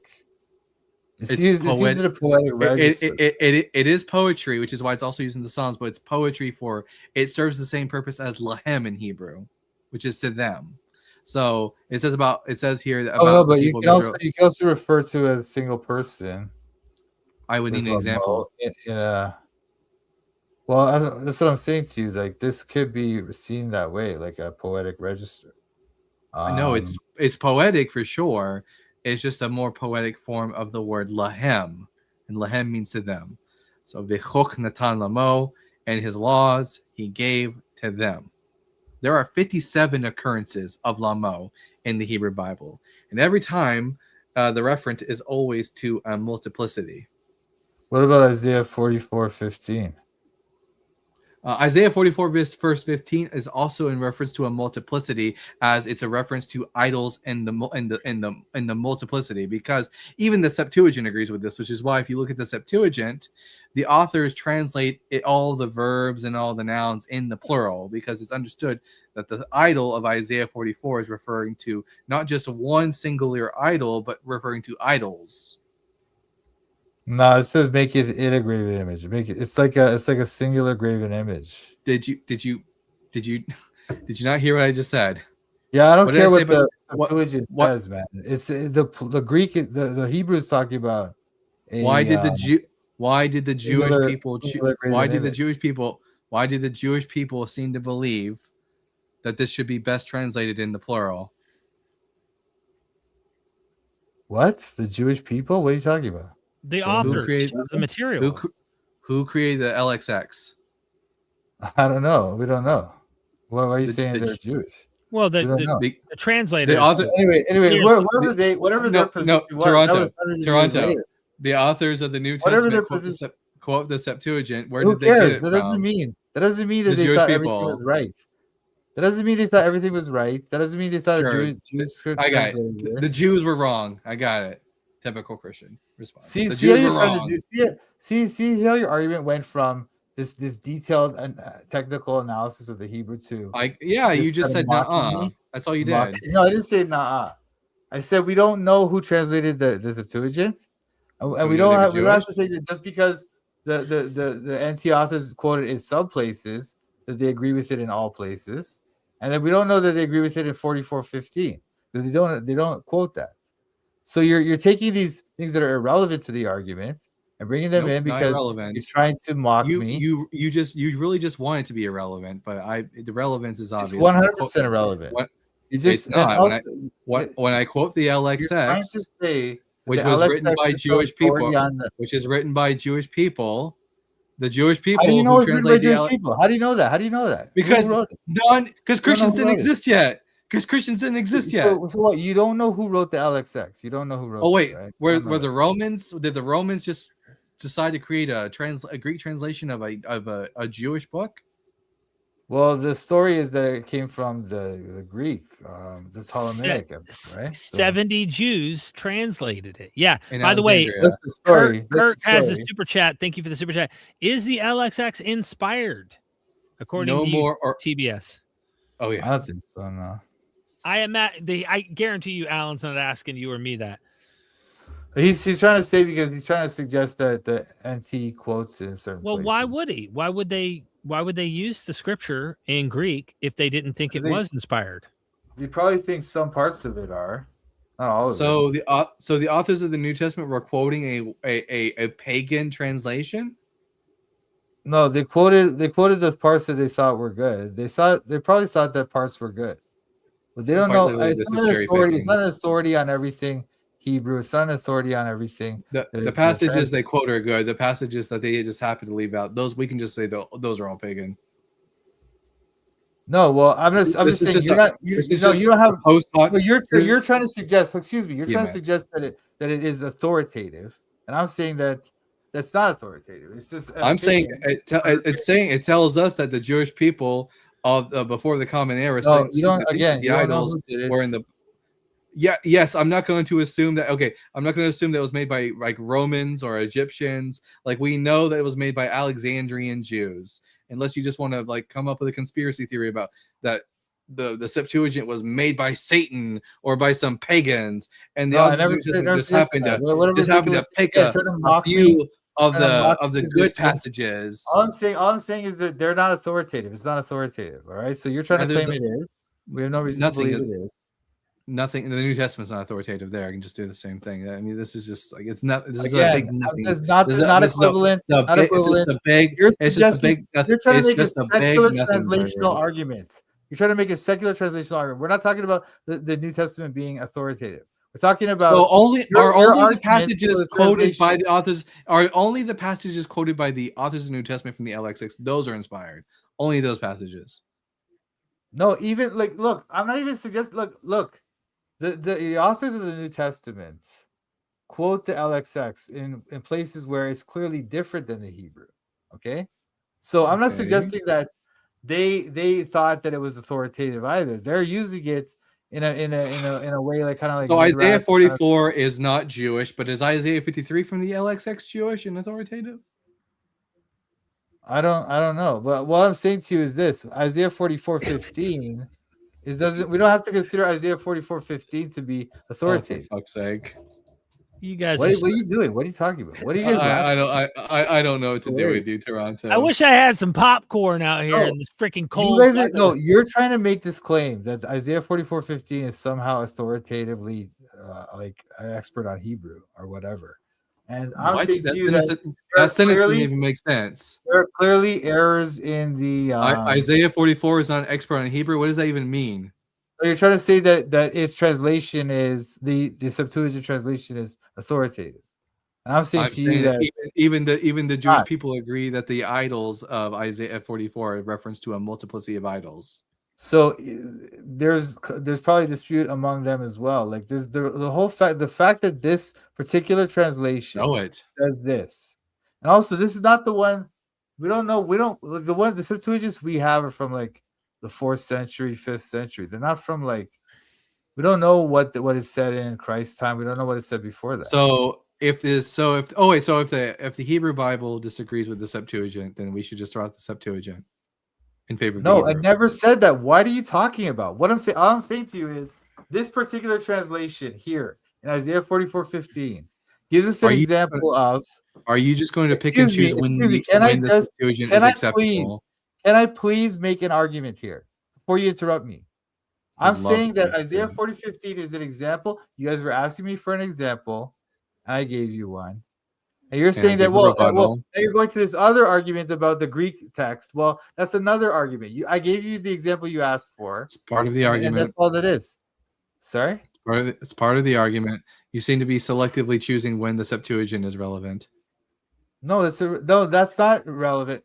That is a separate. So if you're going to disagree with the Septuagint, if you're going to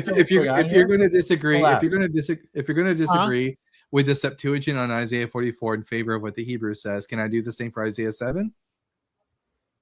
Look. Yeah, you can. Hate to do it to you, Toronto. Doc Pluromanaut says, let's go in on an extended mute. Lying for the Lord is getting old. Let's move on. So we do have another guest in the box waiting. Yeah. That's fine. I have to wrap things up here soon, guys. I'm out here in 40-degree North Carolina outdoor weather right now with a blanket wrapped around me. Doc, thank you again for the super chat. Toronto, it's been a blast. Let's do this again, and maybe you can bring real arguments next time.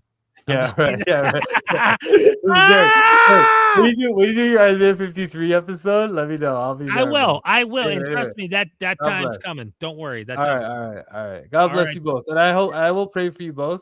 I love you guys, okay? All right, Toronto. Have a good one. May the force be with you.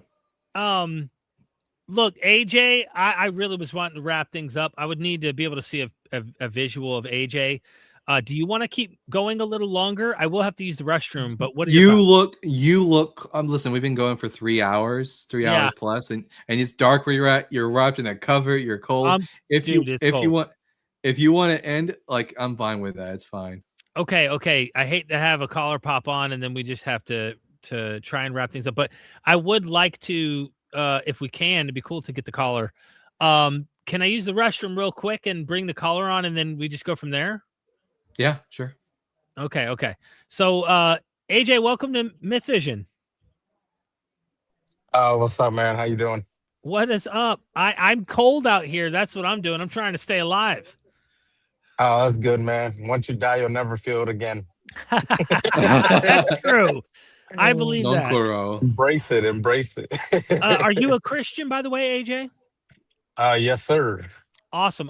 Okay, AJ, I'm gonna come right back, and you and Dalton are gonna be at each other's throats. Hopefully, I'm kidding. No, easy. If you would, why should we become Christians, if you don't mind? And I'll come back and get the super chats and stuff. I just got to use the restroom real quick. Okay. What's up, AJ? What's up, man? How you doing today? Oh, I'm doing fantastic. What about you, brother? Awesome. I'm doing good. Can't complain. I just got off work a little bit ago and saw this stream, so I figured I'd jump on and give my 2 Absolutely. cents. So, AJ, why should I become a Christian? I used to be a Christian. I'm not anymore. So why should I return to the fold? Okay, yeah. So I'll try to like lay out a simple argument, trying to be sort of as basic as possible. I think there's kind of an accumulative case, and it just depends on what we may agree on. So basically, what I would aim at is there is evidence for Christianity to be grounded in real history, and Christianity also has practicality to it, and it does serve a purpose that I would say that maybe an agnostic or atheistic view would not be able to serve, such as maybe hope and mainly hope for a future life and a spiritual life, and All so it'd right. be surrounded around those. Yeah. I'll just tell you that I personally, I don't care about the usefulness of Christianity. I only care about the question of whether or not it's true. Right. Yeah. So okay. So I would agree that I can't prove Christianity to be true. I think there's evidence to suggest that it could be grounded in true history. Now, I'm not sure how you may view the so-called minimal facts theory. Now, when I Gary do sort of, Habermas? I know that he's been the main one that has pushed it. When I sort of look at, because what I try to do is try to see, like, okay, what are scholars agreeing on? What are things that we can agree are, probably true? And when they sort of lay out these like minimal facts, from what I've researched, if we are able to grant that there is a possibility of the so-called supernatural or miracles, the best explanation is going to be that Jesus actually rose from the dead. And so if this is actually grounded in history, then I would say that sort of points to the truthfulness of overall Christianity. Maybe not every single detail in the Bible, but Christianity as a whole. All right, let's go through those minimal facts, and then you list the first one. I'll tell you if I agree or disagree with it, and if I agree, we can just move on to until we find a point where there is disagreement. Okay, so I believe the minimal facts are that Jesus actually was crucified. He did die. Whether he was buried in a tomb is up for debate. But later, but he was dead, and then later on, his disciples believed that he had rose from the dead, and this sort of led to the beginning movement of Christianity. I mean, yeah, I agree. My hypothesis on this, quite simply, is that Jesus died. Peter experienced a bereavement hallucination, and the rest is a matter of collective delusion and religious ecstasy. Okay, so you're saying it started with one person sort of illusion, or what did you call it? I'm sorry. The Hallucinating. hallucination, and then sort of he's like spreading this gospel, and people just believe him basically. So it's not, Yeah, you don't well, have to deal with the mass sort of hallucination theory. no, yeah, there's no mass hallucination. It would start with, like, we know that 30 to 60% of grieving individuals experience bereavement hallucinations, especially in cultures where those things are not negatively looked at. And if you have like polyphasic cultures, and so we're a monophasic culture. In other words, we see that what we consider real to be the waking world, and we don't give dreams and whatnot the same like level of credibility.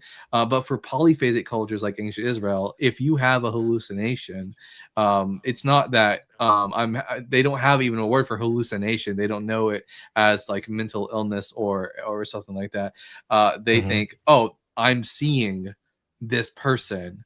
So for Peter, the only options would be either Jesus is dead and that he's a spirit, in which case God abandoned him to death, or cognitive dissonance kicks in and God is here. God has vindicated Jesus. He's resurrected from the dead. And we've even seen this same exact thing happen in modern world with have you ever heard of the Rebbe? No. So the Rebbe was a prominent rabbinic leader in Chabad Lubavitch Judaism in the 20th century.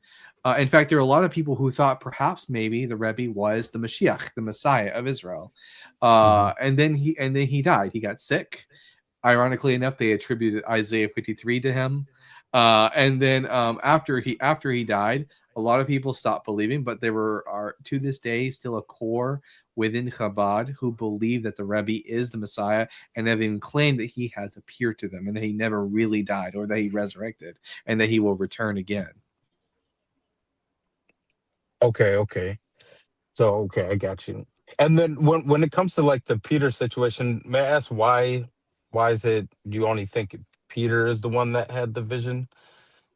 Because Yeah, if Paul. I'm, yeah, good. Yeah, when Paul gives us a description of the people that Jesus appeared to, Peter is the first one on that list. And I think it's more likely that only that lesser people would experience full-on hallucinations, and that more people would experience just collective delusion, as that seems to be the pattern that we see in other examples of this. Okay. And then okay, and then okay. I mean, I've never really listened to the, I mean, I've heard ironically enough, I think our inspiring philosophy was talking about this topic today, but I don't have like enough sort of experience with both sides of the argument to sort of say which way or the other. From what I understood as part of the minimal facts was that it was multiple people were claiming that Jesus had rose from the dead, and so Yeah, all that's required for that. And so after Peter has his like bereavement hallucination, he goes to the rest of the 12 and tells them like of what he has seen. And they already have a belief that he's the Messiah. And then there's also a belief within Judaism that in the last days comes the resurrection of the dead. Um, so what they would do is they would do what most Jewish people would do in this instance. They would fast, they would pray, they would do all of these ritual activities that would um, probably result in them feeling Jesus's presence with them in the room. They have a feeling, which I've felt that too when I was like in a evangelical Christian and worshipped. I thought I felt Jesus's presence literally in the room with me. They mhm. all they need to do is have that experience of feel like Jesus has appeared to them. Okay, and then when you were explaining the Peter situation, you're saying part of the reason why you believe that he thinks that he saw Christ was like a bereavement situation, right? Yeah. 30 to So 60% of grieving individuals experience bereavement hallucinations, especially in right cultures where these are more accepted. now, when it does come to this situation, like how connected are these people? Because I mean, at least according to the New Testament, uh, I think Peter would have only known Jesus for about 3 years. So I don't know like how deep his emotions would be for someone you just known for 3 years. Well, I have a friend that I've only known for 2 years, and I can guarantee you and this is someone that I've only even met in person once, and I am deeply attached to this individual. And with regards to this is 3 years, and probably as a rabbi disciple sort of dynamic is occurring, there is a constant exposure to Jesus of Nazareth. In fact, the entire job of the Talmud, the student, is to emulate the actions and of his rabbi, his teacher, his master. So Jesus would be considered an attachment figure. Right. And okay, so you is there any examples maybe of maybe in studies where where somebody has known somebody for a short time and they are and they experience this sort of height of emotion that does sort of give this experience to them? Because I definitely don't want to say, I'm not going to say somebody can't have a sort of deep compassion or sort of connection to somebody within 3 years, Uh-huh. but but is there Uh, any uh, sort of studies that would suggest this would go as far as like a hallucination? I don't know if we have any examples of someone who's known someone for only 3 years, but the time, the amount Or of a short time that time? someone, yeah, the amount of time that someone knows another individual who passes away, especially violently, isn't really all that significant. All that's really matters is how attached these individuals were, how much of a relationship did they have, and that's not something that you can really know how well someone is attached to another individual after 3 years. Okay. Like I do Okay. have a good. take for example, someone brought this up. It's an important one, I think. Vesper says people are still hallucinating Elvis being alive. Many people who never met him were just fans of the guy himself. Now that claims he has famous, obvious reputation, but nonetheless, you could still have people who have obviously seen Jesus as an important figure. I think even Rabbi Tovia Singer, when I interviewed him, told me about a Christian woman who believed one of the pastors at her mega church in the Philippines or something, that she had like lunch or dinner or breakfast with him or something after he was dead. So like there's just all sorts of examples of this that could be the case. This is just one path, by the way. I like Yeah. some of the paths that I do take on my channel are not always the consensus. Mind you, the consensus is also made up by many people who are in the religion. They are made up of believers. So there's a tendency, I think, of course, to factor in that some of these people are going to hold to what the text seem to be saying and believe them. There's a minority of people who question the authenticity of 1 Corinthians 15 as if it wasn't an interpolation. So there's all sorts of different interesting things. We're dealing with an ancient text that says something, and some have, few have hypothesized that this entire section is interpolated. I also like entertaining some of the ideas by Richard C. Miller, who looks to other Greco-Roman cults of the time using a heuristic study and looking and saying, hey, you notice there's a lot of people who are coming forward swearing that they witnessed the Caesars ascending to heaven in the imperial cult, the Roman imperial cult. And they're eyewitnesses. They claim that they saw these things. Now, we can't interview them. There's no way to like go, hey, what's going on in that head of yours? Or like, what Right. really is the case? We don't know, but we have alternative cults that are around that are claiming to be witnesses of this. And even this gets brought up by Celsus, the critic of Christianity, when he's responding back to Christians. He says, you guys aren't unique in your eyewitness claims. Justin Martyr says the same thing. We believe nothing different. And then he gives this list of all these demigods that Christians have parallels with in the Greco-Roman world. And one of them is that they claim the Caesar has ascended to heaven in an apotheosis. The eyewitnesses, he literally says, eyewitnesses claim they see him ascend to heaven. This is not just Jesus, but this is the Greco-Roman world. And so I go down the mythic path too and entertain the idea that, cults fabricate stuff. They invent stuff. I'm not saying that's what this is. I'm simply saying there are alternative paths we can take on trying to assess this information the same way I Right. would look at Mormonism. I wouldn't trust that Joseph Smith really did have golden plates or really did, you know, that he wasn't making up stuff. But then someone might go, but was he lying about everything? And when you ask historians, they say, no, he wasn't. But he was a good bullshitter. And sometimes good bullshitters are also people who believe their own bullshit. And so I don't know what the truth For is. real. I mean, look, I'm not saying that that's what, look, we're doing detective got you. work. You see what I'm Yeah. saying, AJ? We're not No, like, I got you.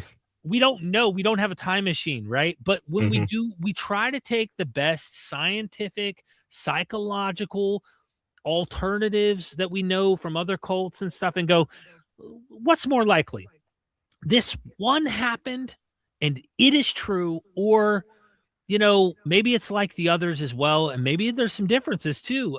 Like for us, we're just not persuaded of the conclusion of this one. You know what I mean? And we're looking at all of them and going, hey, there's a lot of claims out there. There's a lot of testimonies out there. There's a lot of all that. Sorry if I've Right. hogged too much time, Dalton, but I just kind of No, wanted you to can. give a No, few you're fine, alternatives. Brian. So In if I- fact, real quick, I just had a recommendation on a text for people to look at for more information on this topic of bereavement hallucination in regards to the resurrection appearances. There's a paper by Dr. Stephen H. Smith called "Exploring the Role of Bereavement Hallucinations in Early Christian Resurrection Beliefs," and it's a good lengthy paper, but it goes into like the role, how bereavement hallucination works, how collective delusions work, and how those could have played a role in the post-resurrection appearances of 1 Corinthians 15. Interesting. Okay. Yeah. I think that would be the Thank- majority, the consensus view right now with scholarship is that at the end of the day, there was an experience people had, but they would understand the First Corinthians passage to be more about visionary experiences. And it doesn't really give us too much information about those visionary experiences and how that might have taken place. For all we know, these men may have went to sleep and had dreams, and dreams were often considered visionary as well in that time. You have to go to the Gospels, which are later, to try and account inner room kind of experiences. And if they do reflect a memory that guys were in a room in kind of a trance-like praying state or something like that, and then had experiences, who knows? There's all sorts of strange movements out there that have experiences. And I just say strange, not to use it in a derogatory term, but like there are other movements out there that have ecstatic experiences and claim that they see things and all that kind of stuff that doesn't move the needle for me. But I do All like entertaining those mythical as well. And I look to Joseph Smith for a good example of that, like people who are willing to make up stuff, but people go, but what were their motives? And I interviewed a Mhm. scholar yesterday who we were talking about the Gospels. He's an expert on the Gospels, and he also knows the second century church really well. And he brings up how they were getting money. A lot of these apostle type, these people who claim to be important apostolic figures were going and gathering money. This was an issue in the early church, and a lot of these communities were trying to gain income. And you can't, I mean, while they're the ones writing it, all we have is their writings. So with Joseph Right. Smith, if all we had was Mormonism in their writings, you might find some things fishy, but you probably aren't going to find very negative, too much negative PR. But we have writings from people in the cult that left. We have writings from people in the next towns over who knew Joseph Smith, knew the Mormons. They had a lot of scathing things to say from the outside. All we have is New Testament material. We don't get a Lucian of Samosata or some external critic at the time giving us, what happened. And I wish we did, because then we could get a little closer, I think, to what happened. Real quick, Right. just got to respond to this one, Williams. The theory of group hallucinations have been long dismissed by New Testament historians, and that includes secular scholars and Cell as long back as the 20th century. Even no one here is proposing group hallucination. We're proposing what's called collective delusion, which is not the same thing. In my hypothesis, only one person has a hallucination, and that's Peter. No one else does have a hallucination. Yeah, that would be Apologia, I think, also proposes this kind of model, I believe. Does he? Yeah, I Yeah. believe. Yeah, because if I'm not mistaken, yeah, inspired philosophy, and somebody else in psychology was reviewing one of his videos today. So I can tell you this, my final thing I'll say, AJ, and I want to let you have final piece because I do not want to get sick. I am out here in the cold in North Carolina. Is I got you. for me, and this is just me, any natural explanation that is plausible would make more sense to me than the real miraculous one for me. And I'm just saying because I'm already really skeptical. Okay. But I would apply this same skepticism to Islam. I would apply to every religion in the world, including the demigods that I'm mentioning, or any cult, any religion. I would just have a high threshold of critical, skeptical thought about it, and every plausible explanation that is even possible is more likely to me than he really rose from the dead. From psychological to cults did this, and we have comparisons to other cults that manufactured legends about their figures, all this kinds of stuff. Like all of that seems more likely to me. And I'm just being honest as a human being to another human being. That's how I feel about it. And I would equally apply it to every religion in the world. Okay. Yeah. No. Okay. Cool. I got you. And then, yeah, I'll try to. I'll just say this, and then like maybe another time we could chat. Sure. I'm sorry, I came towards the end. Um, so okay, so like when I am sort of reviewing these things, I was born a Christian and grew up a Christian, so I know I have a bias. But I do I try at least to like appeal to scholarship and not so I try not to just like be all the way one way. I do want to involve scholarship. I do have faith, and I do have like miracle. I believe that miracles can happen. I don't see why they couldn't, but maybe that's just a study situation or whatever. So at least what I was telling the Bible guy earlier, one of my reasons why I believe that people should be Christian or at least support Christianity is going to be sort of like a cumulative case, and we're going to probably disagree on the steps or some of these different things. So like the reliability of the New Testament, how reliable it could be, what things you could actually take that are going to be reliable, and then you have like the movement actually coming to fruition. And then throughout the centuries, you even have some claimed miracles that have happened. You have some more well documented miracles, so called miracles that are vetted by third parties, such as I'm sure you're aware of, like Zaytun or Fatima, things of this situation. So there does seem to be a multitude of things that if I was like in a court and I would say, okay, on this table I could at least put it as a supporting evidence, and not obviously wouldn't draw the conclusion, and then on the other table it just wouldn't be evidence at all. There does seem to be there does seem to be a multitude of supporting evidences that would suggest that Christianity has a good probability of being grounded in true history. And I think that some of these like miracles, such as the Fatima and the Zaytun situation, sort of helps bolster that argument. And especially because those things were witnessed by a mass group of people. There's a and when I looked, and this could be wrong, but when I did look at like ChatGPT or AI, and I asked it sort of um what was it? It was basically like making a chart of all these claims that religions make as far as their miraculous claims, and then how many of them been like sort of vetted. And the result that at least came up was that Christianity does have like a wide, like a decent amount of them, and overwhelmingly more than other religious. And just because other religions are false wouldn't make Christianity true, but it just seems to suggest that there there are sort of miraculous supporting evidences for Christianity, and and that was like sort of my main sort of pitch, if you will. The irony. I'm gonna make this real quick so that Derek can go Oh, because I'm he's sorry. cold. Can Look I at add one more look. thing? Yeah. I'm sorry. I just want to add one more quick thing.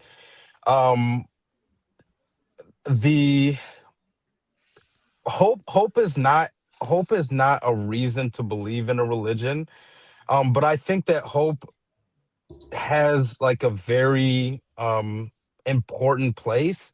And the main reason why I would say that is because we are human, and the idea that, and again, this doesn't make it true, but the idea that somebody will never see their loved ones again, and this sort of is going to have a negative effect on the human psyche, um would seem to suggest that hope is something that is gonna sort of work in my favor. At least something we could put on the table, and it's a very important thing because of like, if I'm sorry, I'm being long. I'm trying to wrap it up. If if from what I understood is like dogs don't have this idea that if when my human is dying, I'm never gonna see him again. But it doesn't like destroy their psyche.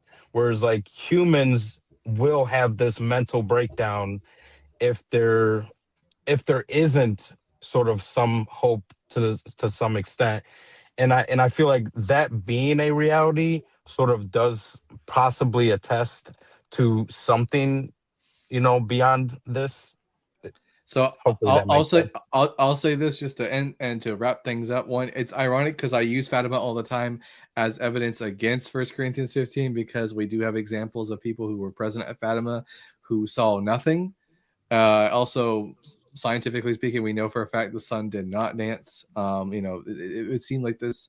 Some people report having seen different things. So these are examples of why Fatima is a perfect example of why 1 Corinthians 15 isn't reliable. And in regards to mourning, dogs do mourn and grieve for the deaths of their owners, and to a point that it can even become very negative for their health. Often even going as far as starving themselves and whatnot. It's really sad. But that's all I want to say. That's it. I just want to say, Herbie Shine, thanks for the super chat. I wasn't expecting a Dalt Canton, the cowboy hat wearing Bible debunking chap live this week. So this is a surprise to see you. Hoorah. Yeah, I guess AJ, my final comment on that too. I agree with what Dalton said. I have not studied Zultan enough. I have not studied those inside out. I promised Cameron Bertuzzi that I would make a critical video response to these miracle claims that are there. I am not denying that they're claims, and that if you take a cumulative approach, you would say, hey, I've got all this data that backs up, my religion has all these things, and there are other religions that have them. I haven't looked at the statistics on comparisons of like how many miraculous claims from cultures are there, how many more. I mean, we know Christians make up most of the world's population, so it's almost unfortunate if you were trying to do this statistically that, of course, there's probably going to be more miracle claims coming from a religion that has more people believing in it. Eventually, maybe Islam takes that approach and they end up doing it. I know that there are lots of miracles in the ancient world by Asclepius in the Greco-Roman world that we have inscriptions and writings about, but because the cult finally went, I would say, practically extinct, I think some of the ideas were adopted into Christianity, but it went extinct in its own right. That's unfortunate to be able to study it as a case study in comparison to Christianity in the modern era. The dog thing too, the other added part I would just say to Dalton's point, because we all know dogs have mourned the death of their children, their moms, their dads, any other dog, but also their owner, the human that takes care of them, is that even if they don't have the, let's say, cognition to think beforehand that one day death is coming and I will miss them like we might have, once they die, they experience that same mourning we do once we lose a loved one. So The only difference might be that we are able to cognitively be aware that the time is approaching. But then again, we can't read a dog's mind and communicate with them to know that they aren't possibly thinking about this to some. I don't know what their brains are thinking. Maybe they do think about this. Maybe I'm wrong in even bringing that up. And dogs might actually be aware of it because they've seen 2 or 3 cases in their own life, and they know that this might be something that they might approach, or someone else that they love dearly might do it again through that trauma. I don't know, and I'm no expert on these things at all. But again, I think it's fair to make a cumulative case for Christianity. And I think it's fair that we dissect piece by piece those arguments in order to show why, it doesn't add up in our minds. So it's just a different approach. And someone like Inspiring Philosophy, I don't know if you've seen the beef back in the day. Me and him had beef. We're cool again. Me and Michael Jones, he's supposed to meet me this summer. And I imagine I'm probably going to ask him about the Islamic dilemma on camera. And just say, hey, can we put our differences aside for this episode and let's talk about the Islamic dilemma? Because me and him obviously don't agree on Christianity. But yeah, I've rambled enough. Can I ask you one last question? I just want your thoughts on this. If this is actually true, so like assuming atheism, I don't know are you like atheist or agnostic? I'm an atheist in terms of I don't believe there's a no God. I'm okay. agnostic on knowledge. I mean, clearly, like it's a knowledge claim, but that's the way I'm defining agnosticism there. But I'm an atheist. I don't believe there's a God. Yeah. Okay. So, and this may not actually matter. But and again, maybe my conclusions are not even true. So my assumption is that atheism, the adoption of an atheistic worldview on a mass scale is, I believe, and again, probably biased. I believe possibly detrimental. Possibly detrimental in the sense that it doesn't have survivability. I don't think that a atheistic community has the sort of characteristic backbones that are required for the progression of communities. So like the idea of like and mainly, and maybe this is like a modernity thing, because my assumption is that atheistic community is going to be mainly worried about their own sort of desires, and not to say that everybody is like hedonistic, but it, like, even if it's like, I don't want to have a ton of kids because it's it's just not economically probable for me. And if I'm not mistaken, it has been shown that atheists have less kids, and they are. But that's sort not of a like, bad. That's not a bad thing, though. It's responsible. That's no, responsibility. I'm saying like they're not having enough to sort of what they say, like, oh, you got to have this many kids to sort of sustain a population, and it doesn't seem that they have that sustainability. We got like 8 people going on 9 billion people. I think society will be fine, and if it really ever gets to that point where we need more people, I'm sure we can come up with a solution. Well, I guess the main crux of my argument is like, actually, there is a way to help with this. There is a way to help fix this. Get rid of capitalism and go full communist, and then you don't have to worry about not being able to afford raising kids in the household. There you go. But hypothetically, if atheism produces an unsustainable sort of model, then even like according to evolution, why would this be the case? Because like if evolution is like, hey, it's survivability, then sort of like, why would but it it's not produce... atheism. I would argue it's not. I would argue it's not atheism that's producing this. It's capitalism that's producing this desire to not have offspring. It's all because of the fact that you quite clearly just can't afford it. Mm-hmm. So there's so much there too. I think a future episode where you have more time and I'm not in a popsicle situation here. Yeah, we can dive a little deeper. No, you're fine. You're fine. Yeah, there's a lot to unpack in what you said, but really appreciate you calling, AJ. I hope to see you in the future.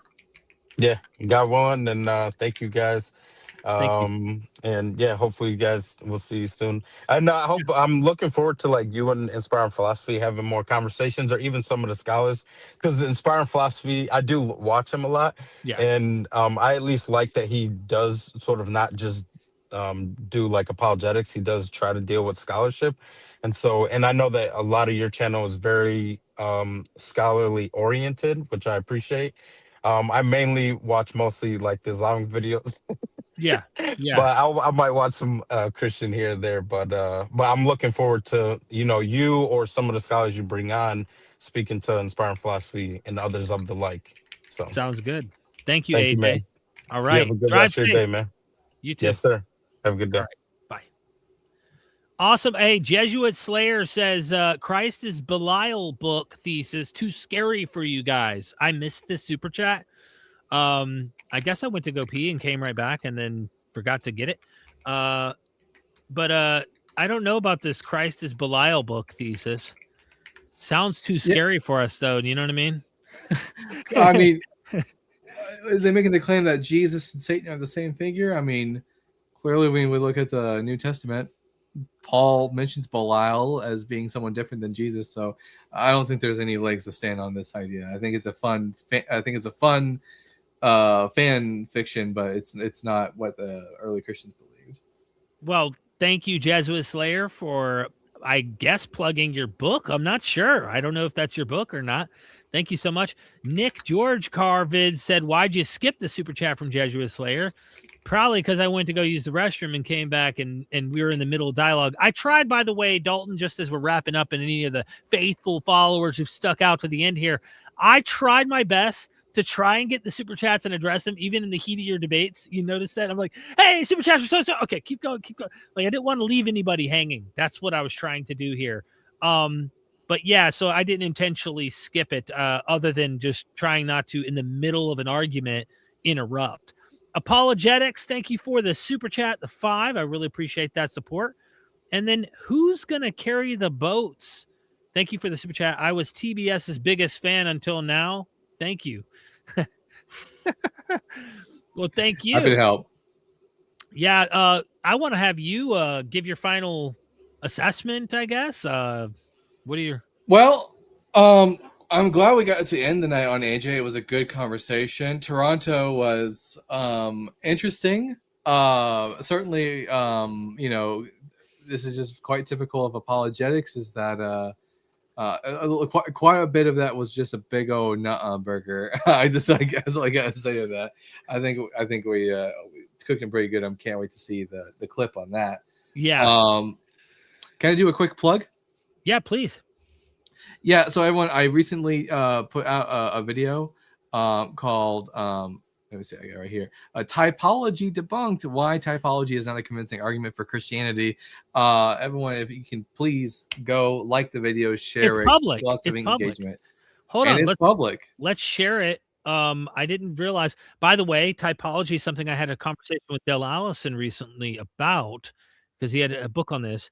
And I find it fascinating to see the literary typology, sharing it in the chat. I think everybody, for some reason, when I comment, it also comments on yours. I guess it's because we're linked here. You have it set to at the. I noticed that too. You have it set to all at the bottom. Oh.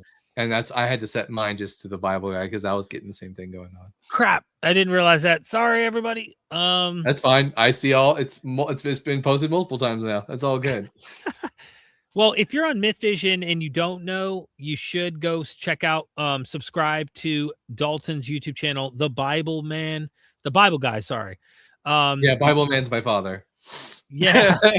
Right here, YouTube channel, The Bible Guy. Go subscribe. Let's get him over 6K subscribers. Hopefully we can get him there like within the next day. I'd like to see you blow up on YouTube. You're doing a lot of stuff in a lot of areas. I have to watch that myself. It's only 7 minutes and 25 seconds. So I'm going to watch that as soon as I get off of here and go get some dinner, warm up inside. If you're watching from YouTube or from Mythvision, please go subscribe to Dalton. Check him out. Support what he's doing. show him some love. He did this last minute. I harassed him and begged him, come on, man, let's do a stream. And Dalton's like, I'm game. So we got a thumbnail thrown up, did the live stream. I kid you not. You were my alarm today. I woke up from your phone call. That's why. That's awesome. You guys made me free from this. Who's going to carry the boats? Well, thank you so much. I'm glad we helped. Also, Apologetics also sent another $1 super chat. Thank you. Again, his YouTube channel is linked in the description of this video on Mythvision, and I'll send you the collab invite here shortly, Dalton. Thank you for the time. I tried not to interrupt in the heated exchanges you were having. It was a fun time with you. It was fun. I mean, like I said, I took the week off for my mental health, but it turns out just 3 days of not debating in Bible guy years is like a whole month. So like it felt like it's only been 3 days. Holy shit. So, you know, Right. Just so everyone knows, we will get back to streaming regularly this Sunday, March 22nd. So keep an eye out. There you go.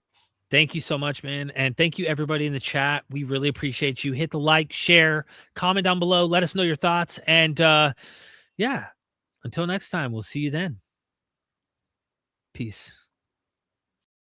Son, do you want to know what the truth is? After this, there's no turning back. You take the blue pill and you wake up in your bed and believe whatever you want to. You take the red pill and you stay in Wonderland, and I show you just how deep the rabbit hole goes. Remember, all I'm offering is the truth, nothing more.